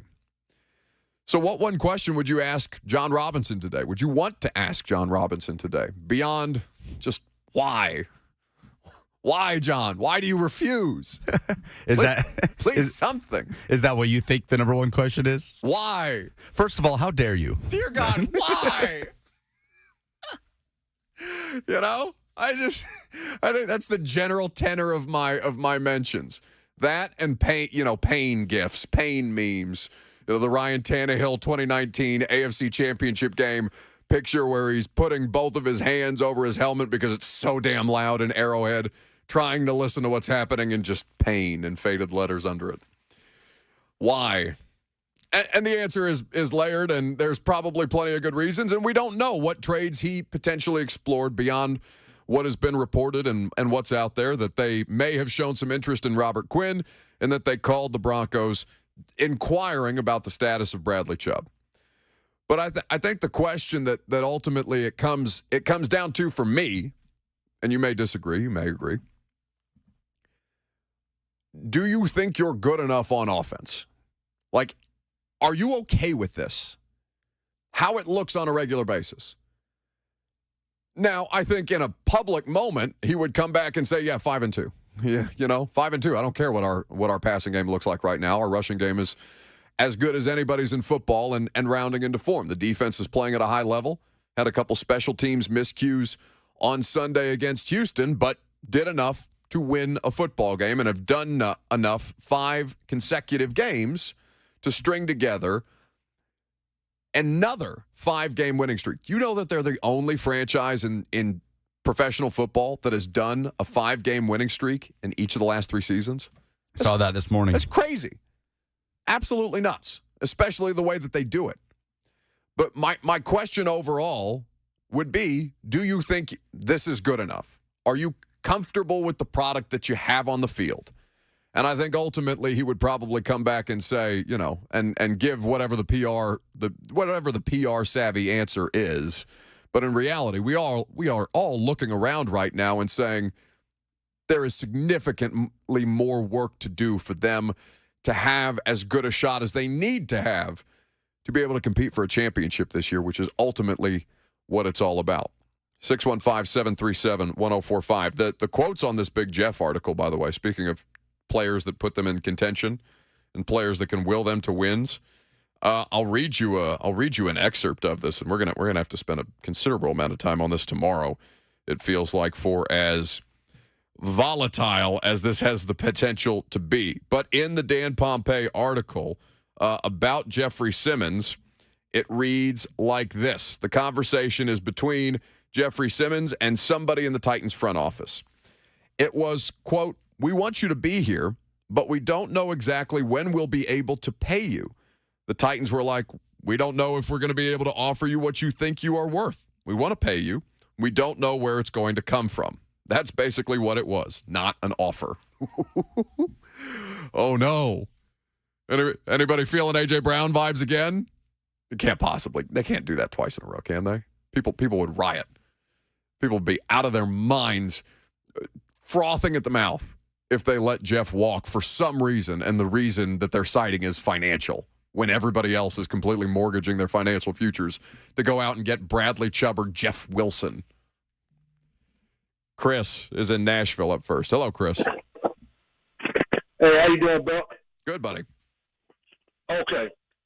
I'm just going to put it like this, and, Buck, I got much respect for you and everything, but I feel like the Titans front office are thinking with a loser's mentality. I think they're acting like a team that's 2-5 instead of 5-2.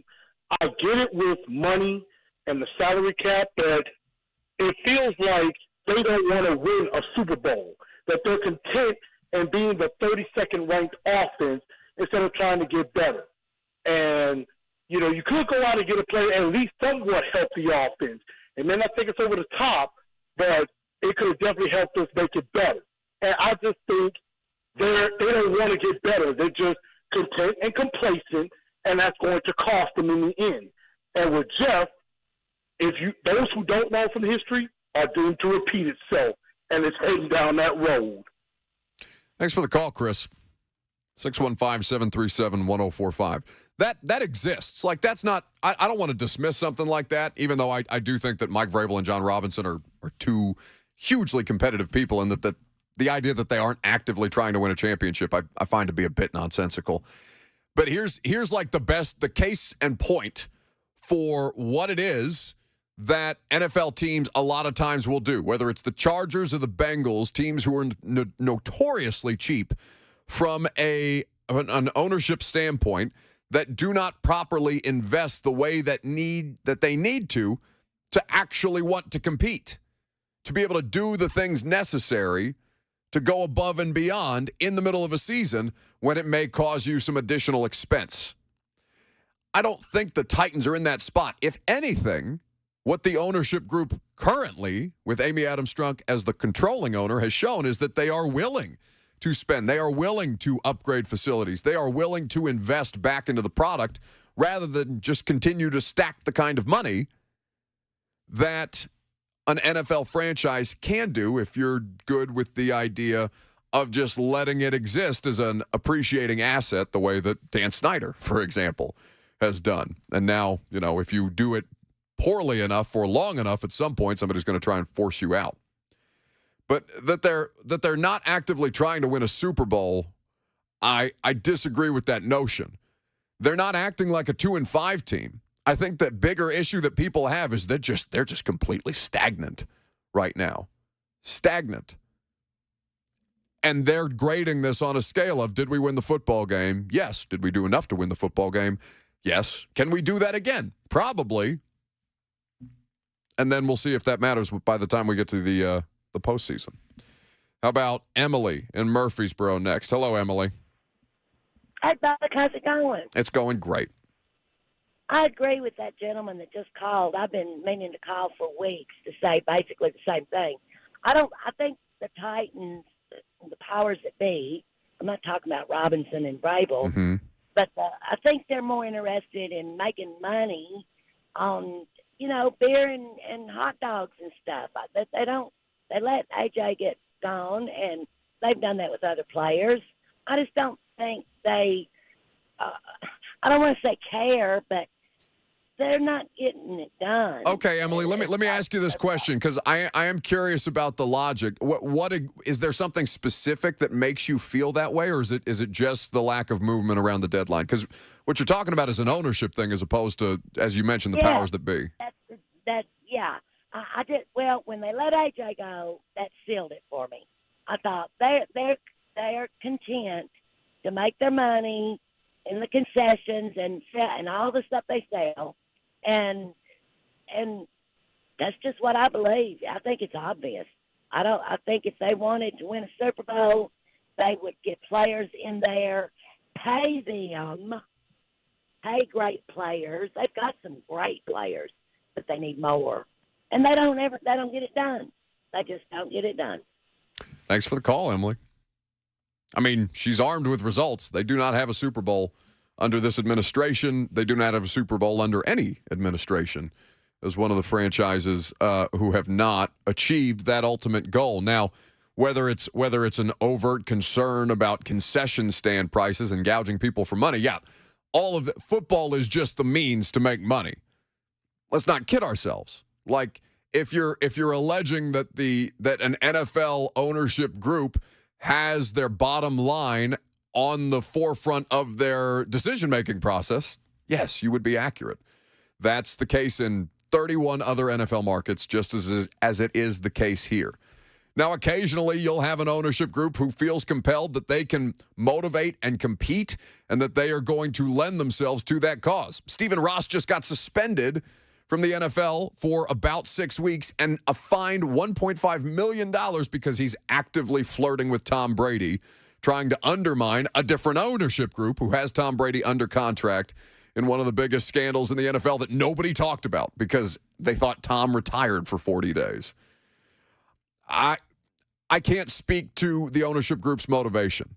All I know is that when they were pressed to make a decision around the ownership group, that they came to the forefront with Amy Adams-Strunk, and the changes that she has made since have all been in the positive, in the affirmative direction. Everything from getting a new stadium deal potentially passed. We'll find out more about that in the coming weeks as Metro Council votes on these kind of things.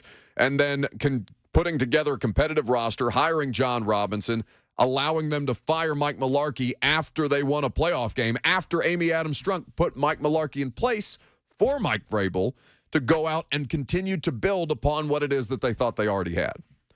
It's still in the fledgling stages of how committed they are to this cause, or if this is just like one era in a longer story of Titans football. But I don't think you can make that sweeping assessment based off one trade deadline with inactivity. I think the pain is felt even more because of what they just saw AJ do over the weekend. And because of the names that were mentioned at wide receiver, then you come into the trade deadline and nothing there. That's what they do. One player acquisition in the regular season in 7 seasons under John Robinson. Desmond King, 2020, and that's because they had Lucas and I at corner. 615-737-1045 is how you jump in. Don't forget, Adam Sparks going to do some Vols talk here in a second. I know some of you guys want to talk about the Vols and Kentucky, as well as the upcoming matchup against Georgia. We'll do those momentarily. But Mike in Murfreesboro first. Hey, Mike. Hello. Talk to me. Can you hear me? Yeah. But I don't know if Emily is still listening, but she's acting like Amy Adams-Strunk is Rachel Phelps from Major League and trying to just sabotage the freaking organization like they're the Cleveland Guardians or whatever, Indians. Like, everybody wants to win. Hey, Emily, if the Titans are playing in the playoffs and your butt is having to pay $8 for a hot dog, that's more money for her. So, of course, she wants to win because she gets more money. Everybody gets more money. But one thing that's frustrating, and I'm with you 100%, Buck. Like, I think John Robinson is doing a great job.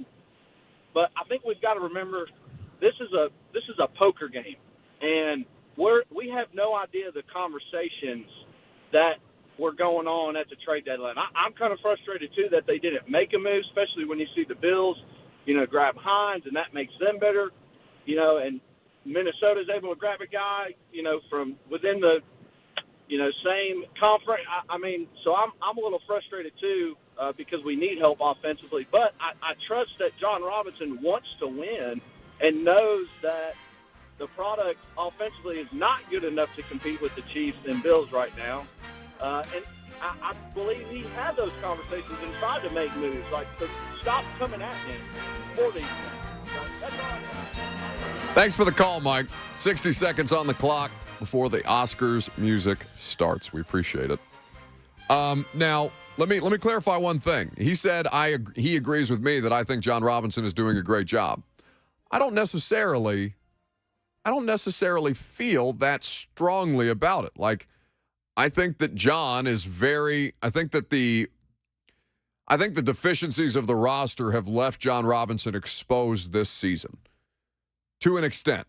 I'm not saying that on the whole body of work that John Robinson hasn't done a great job from pulling this franchise out of the depths, because they were a nothing franchise for several years before they kind of righted the ship and got this thing corrected. But I don't necessarily, I'm not out here with the strong opinion of John Robinson's done a great job leading up to this point in this season. Adam Sparks, the Knoxville News Sentinel, going to join us. We're going to talk about everything with the number 1 ranked University of Tennessee Vols. Take your phone calls on that as well. Stick around for some Vols talk as the number 1 team in the country. Coming up next on 104.5 The Zone.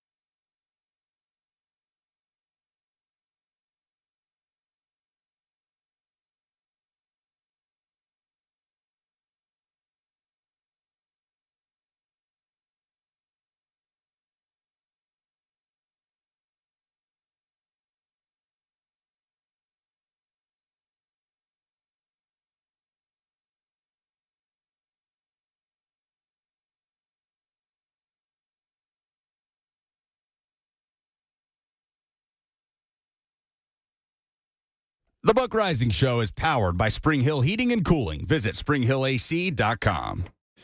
Certainly is. Welcome back to the show. Adam Sparks of the Knoxville News Sentinel going to join us here in just a second.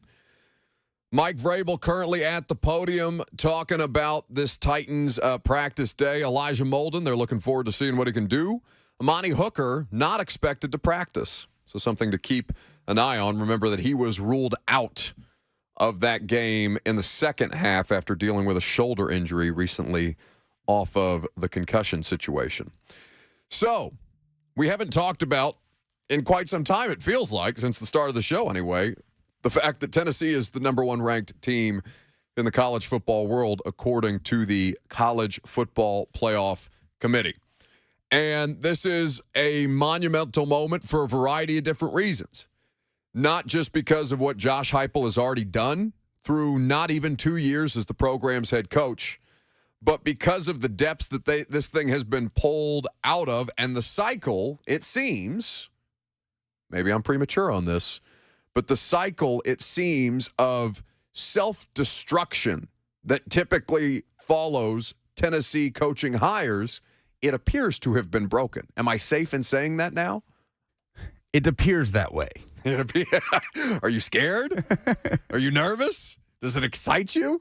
It is tintillating. I think it's titillating. Titillating. All right, very good. You got scared of that too, didn't you? Words aren't my job. So with all that being said, you know, the atmosphere in Athens on Saturday is going to be a spectacular one because, as Lucas mentioned, there's only been so many number one versus it would have been number two if it had remained in status quo of the AP top 25 poll, but this will be number one Tennessee versus number 3 Georgia. And even still, 1 versus 3, there's only so many of those matchups. So everybody's excited about it. And certainly when you dominate a team, and you've dominated several SEC teams the way that you have recently, en route to one of these massive games, gives you all the more confidence about the situation that you might be walking into on Saturday. Jim in Kentucky is next. Hello, Jim. Hello, Jim.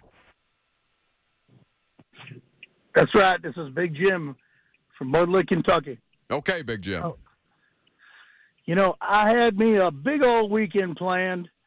I had my Uncle Elmer and my cousin Luke, and Uncle Elmer was finally going to marry cousin Sarah. And don't you know no one showed up for the ceremony?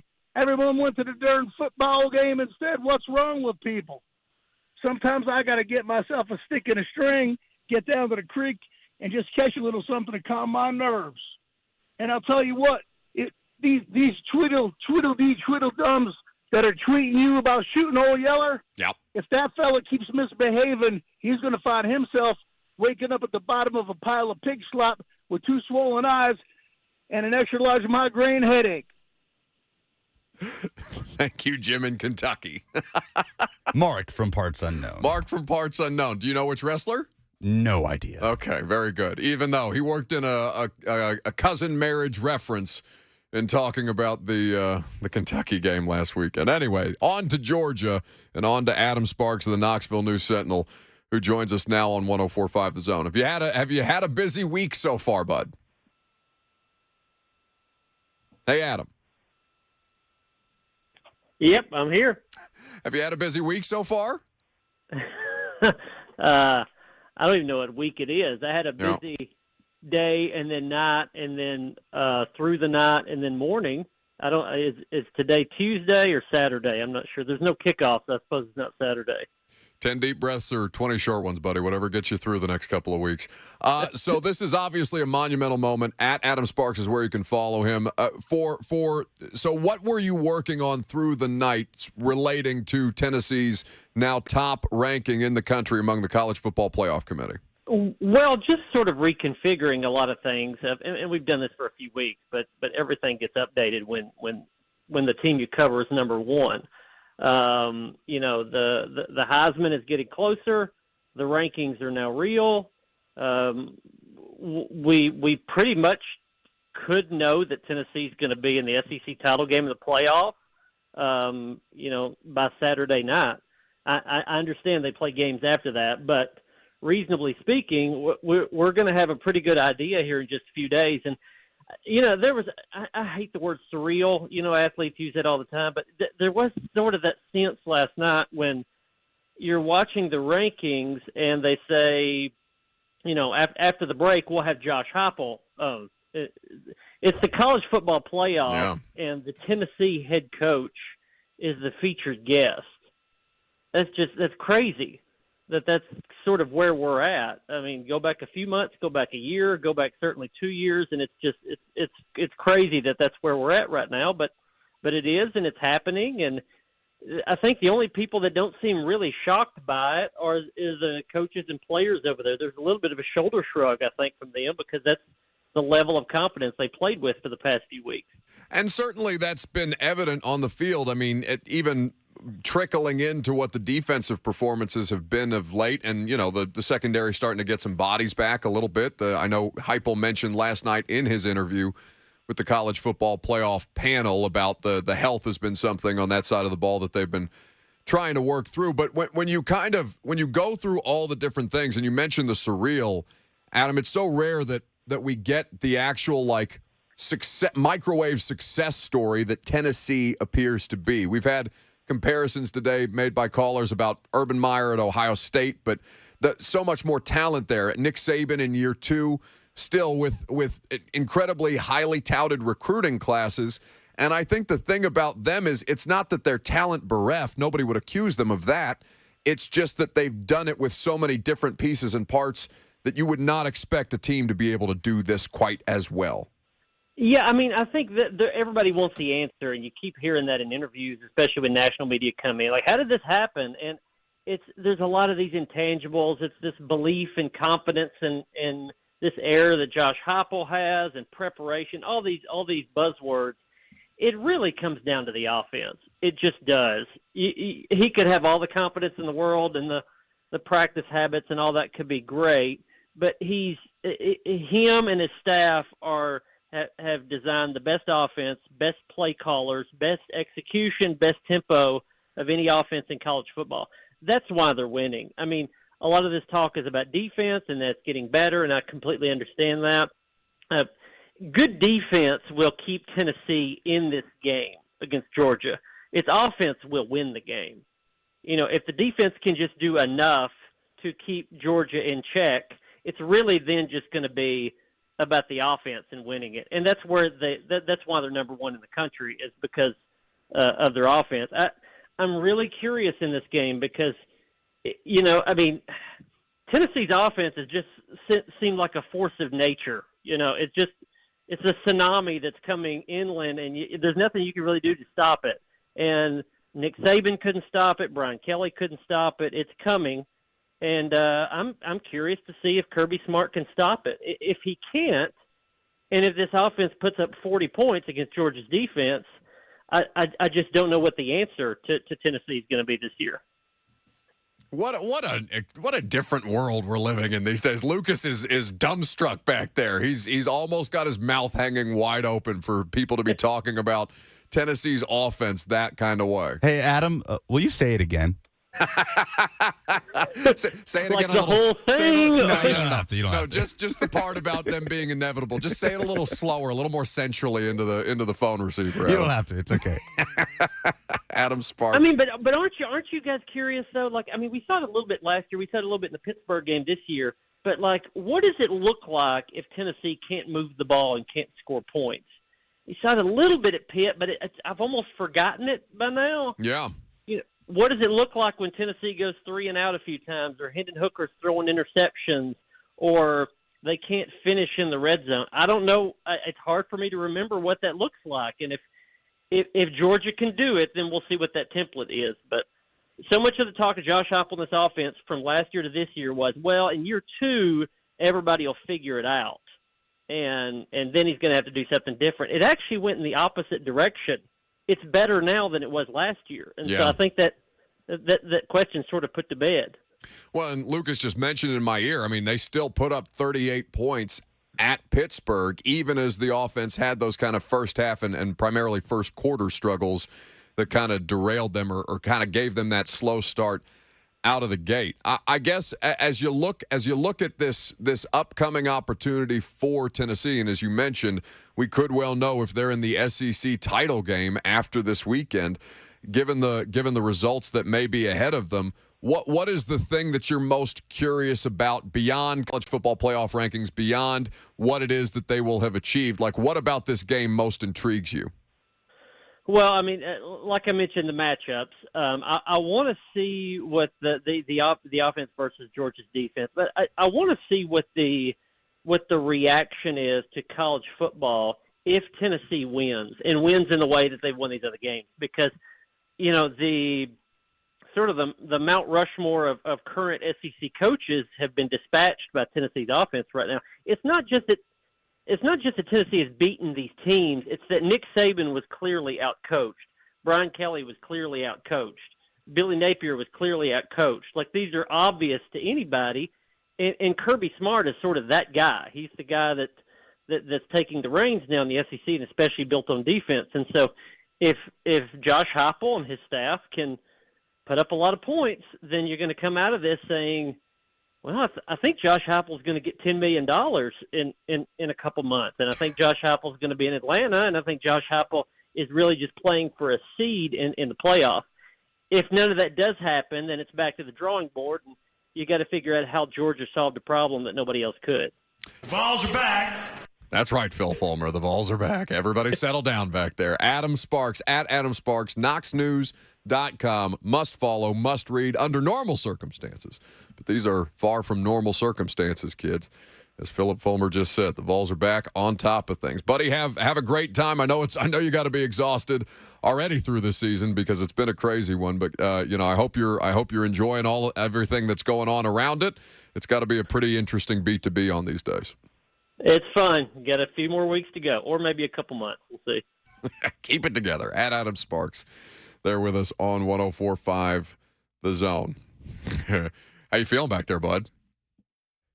Titillating. Can't get it. Now you're definitely scared of it. I saw you hit the speed bump in real time. Middle of the Titillating. word. It's okay. 615-737-1045 is how you react to anything that you just heard there from Adam Sparks. The Vols offense feels inevitable. And the biggest question is, can anybody stop this thing? What a wild place to exist. Reggie is in Nashville up first. Hello, Reggie. Hey, what's up, Buck? What's happening? Hey, look, real quick, man. That number one tag, that comes with a lot of pressure. And I don't feel like they should have put him in number one just yet. Georgia hadn't lost. Georgia's the defending national champions. They should be number one. They should have put the Vols at number two. So that pressure wouldn't be as big as it is right now. No, but why would you fear those expectations, Reggie? Like, what is it about that experience that you're scared of? What I'm scared of it's too much success too quick. This team has came out of nowhere, and now you done moved all the way up to number one. How are those kids gonna respond to that? It's what I'm scared of.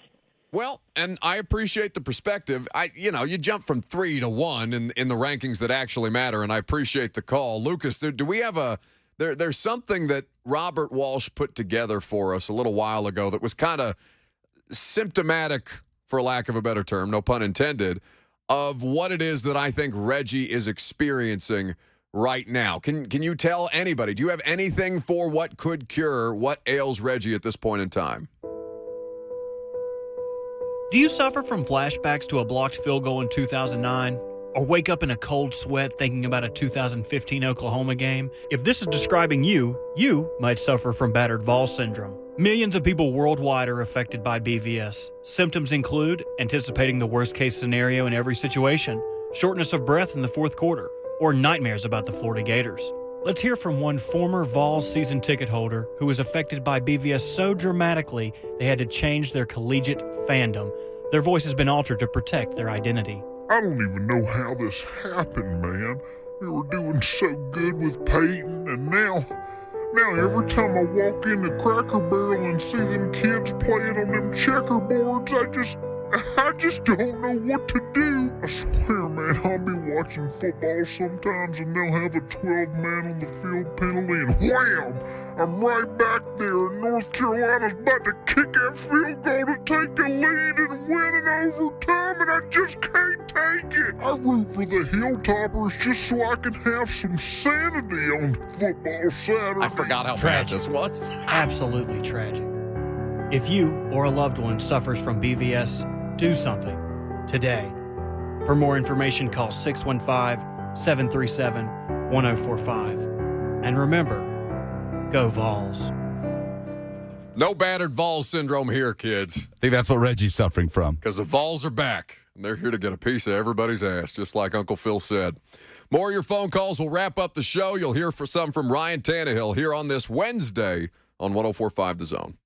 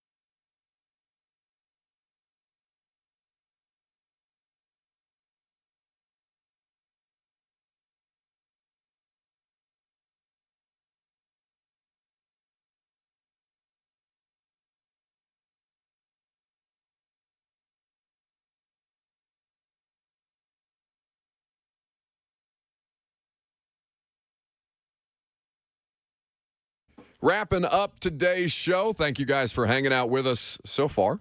One more segment to do. A lot of Vols talk today for obvious reasons.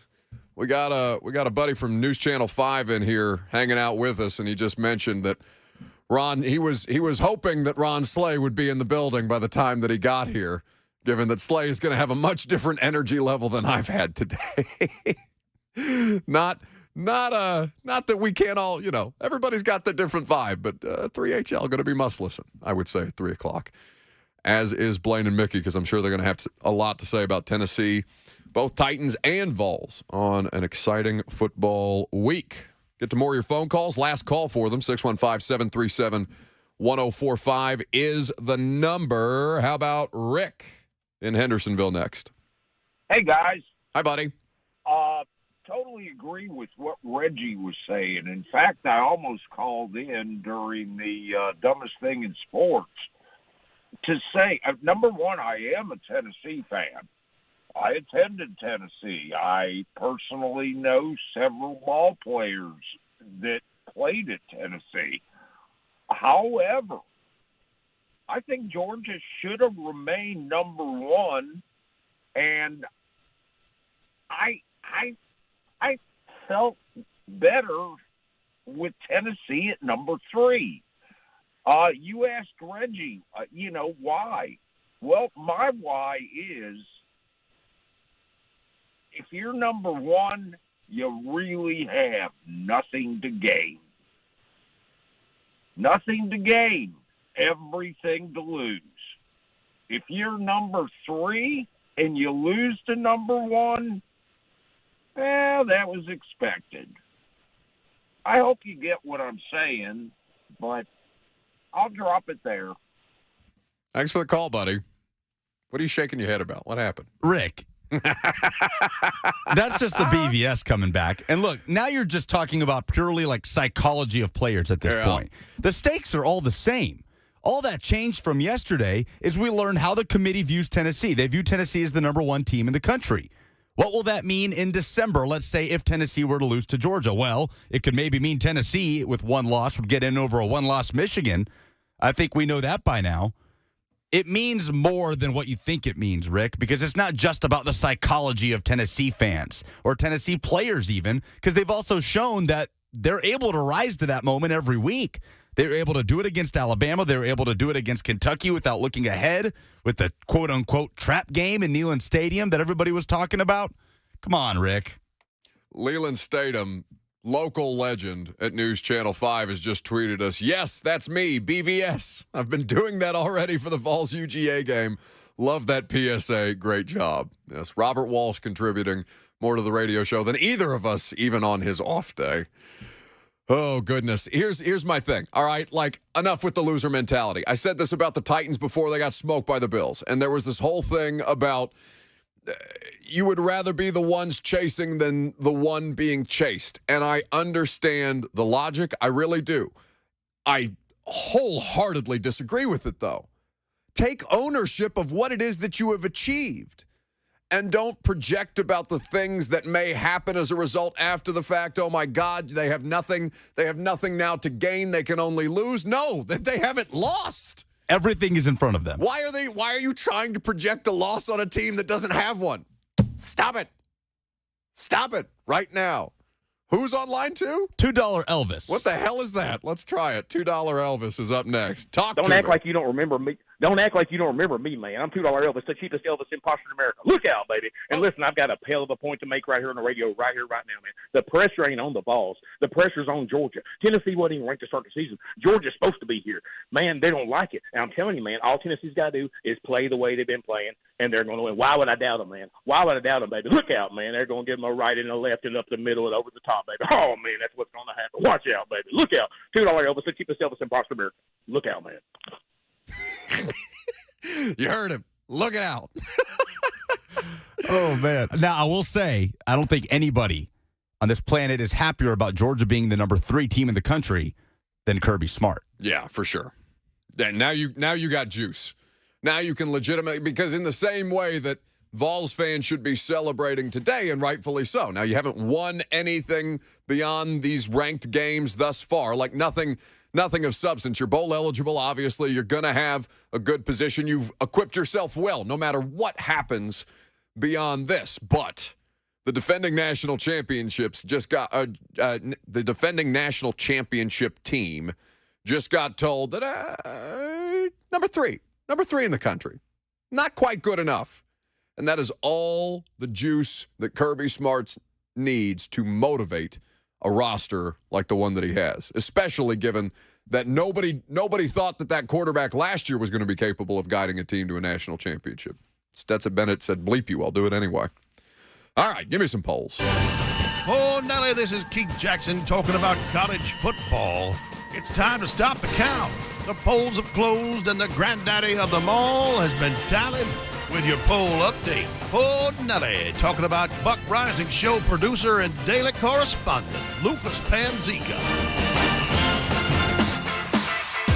Presented by Two Rivers Ford. You can custom order any new Ford from Two Rivers. They will deliver it to you when it's manufactured. What's the dumbest thing in sports this week? Thad says it's Tennessee fans acting like they just won the national championship because they're ranked number 1 on November 1st. Nope, everybody should be drunk and naked in the streets because the Vols are back. Give it to me, Phil. Give it to me. Not now. Who is? I got a lot going on here. Who is the Sorry, buddy. Who is the angriest? Vols are back. Who is the angriest fan base after last night's college football playoff ranking? JM says UT because they're perpetual victims. No, TCU is pissed today. Stop it. TCU deserves to be pissed. Michigan also should be pissed. Miller says Georgia. Georgia's certainly a case to be the number 2 team in the country. I was somewhat surprised that the committee didn't give us a 1 versus 2 matchup on Saturday with College Game Day being in town. Yeah, College Game Days get their fill of the Vols this year, man. They certainly, Tennessee fans getting their money's worth on what this team has been thus far. I also was surprised to see Georgia not 2, but 3. I do still think that it serves them well because they are also in a great situation, given their status already, that I think Tennessee is also in a similar situation no matter what the results end up being moving forward. TCU should be the most angry fan base. TCU should be pissed. Yeah, absolutely. Although an undefeated Big 12 champion TCU gets in. They control their destiny still. What was the most notable trade of deadline day in the NFL? Was it T.J. Hawkinson from Detroit to Minnesota? Was it Bradley Chubb to Miami? Was it Calvin Ridley to the Jags, even though he can't play till next year? Or Nyheim Hines to Buffalo? 57% say it's Chubb to Dolphins. 24% say it's Hawkinson to Vikings. 13% say Ridley to Jags. 6% Hines to Buffalo. Yeah, get the hell out. You tried to tell me that Nyheim Hines was more important than T.J. Hawkinson. More important to Titans fans. No, bleep you. Out of here with that. Well, Titans fans don't give a damn about T.J. Hawkinson. They don't give a damn about Nyheim Hines either. They're the 3rd-string running back for the Colts. What is one question you would most want to ask Titans general manager John Robinson about trade deadline day? Why? Daniel says, what is your greatest fear? Oh, God. Apparently, no. I think that, listen, this should have been the expectation anyway. It's like Malik Willis. If you thought Malik Willis was supposed to look better on Sunday than he did, then your expectations were too high. You just got to understand who you're dealing with at this point. And after 7 seasons of this, I would think you would get the picture fairly clearly. Derek says, what are we playing for? We can't just play to win the AFC South every year. We need to score and get to the Super Bowl at least. Well, yeah, but so do 31 other NFL teams. And, you've got as good a shot with Jeff Simmons and Derrick Henry as they do, I suppose, with Patrick Mahomes and Travis Kelce, whomever else it might be. Either way, not ideal for Titans fans, but it's going to be okay. Well, I don't know that it's going to be okay. We have a lot more season to find out. I don't know why I'm comforting you now. It just feels like Titans fans need a hug. They're just constantly miserable. Those are the polls. Very good. That's the show. We are going to have Christian Fulton, Titans Corner, on tomorrow. We're going to have Mike Felder, one of the smartest minds in college football, break down this matchup in much greater detail. We'll have a great time doing it. In the meantime, you will continue to be entertained with Blaine and Mickey, 3HL, after that. And I will talk to you tomorrow morning at 10 a.m.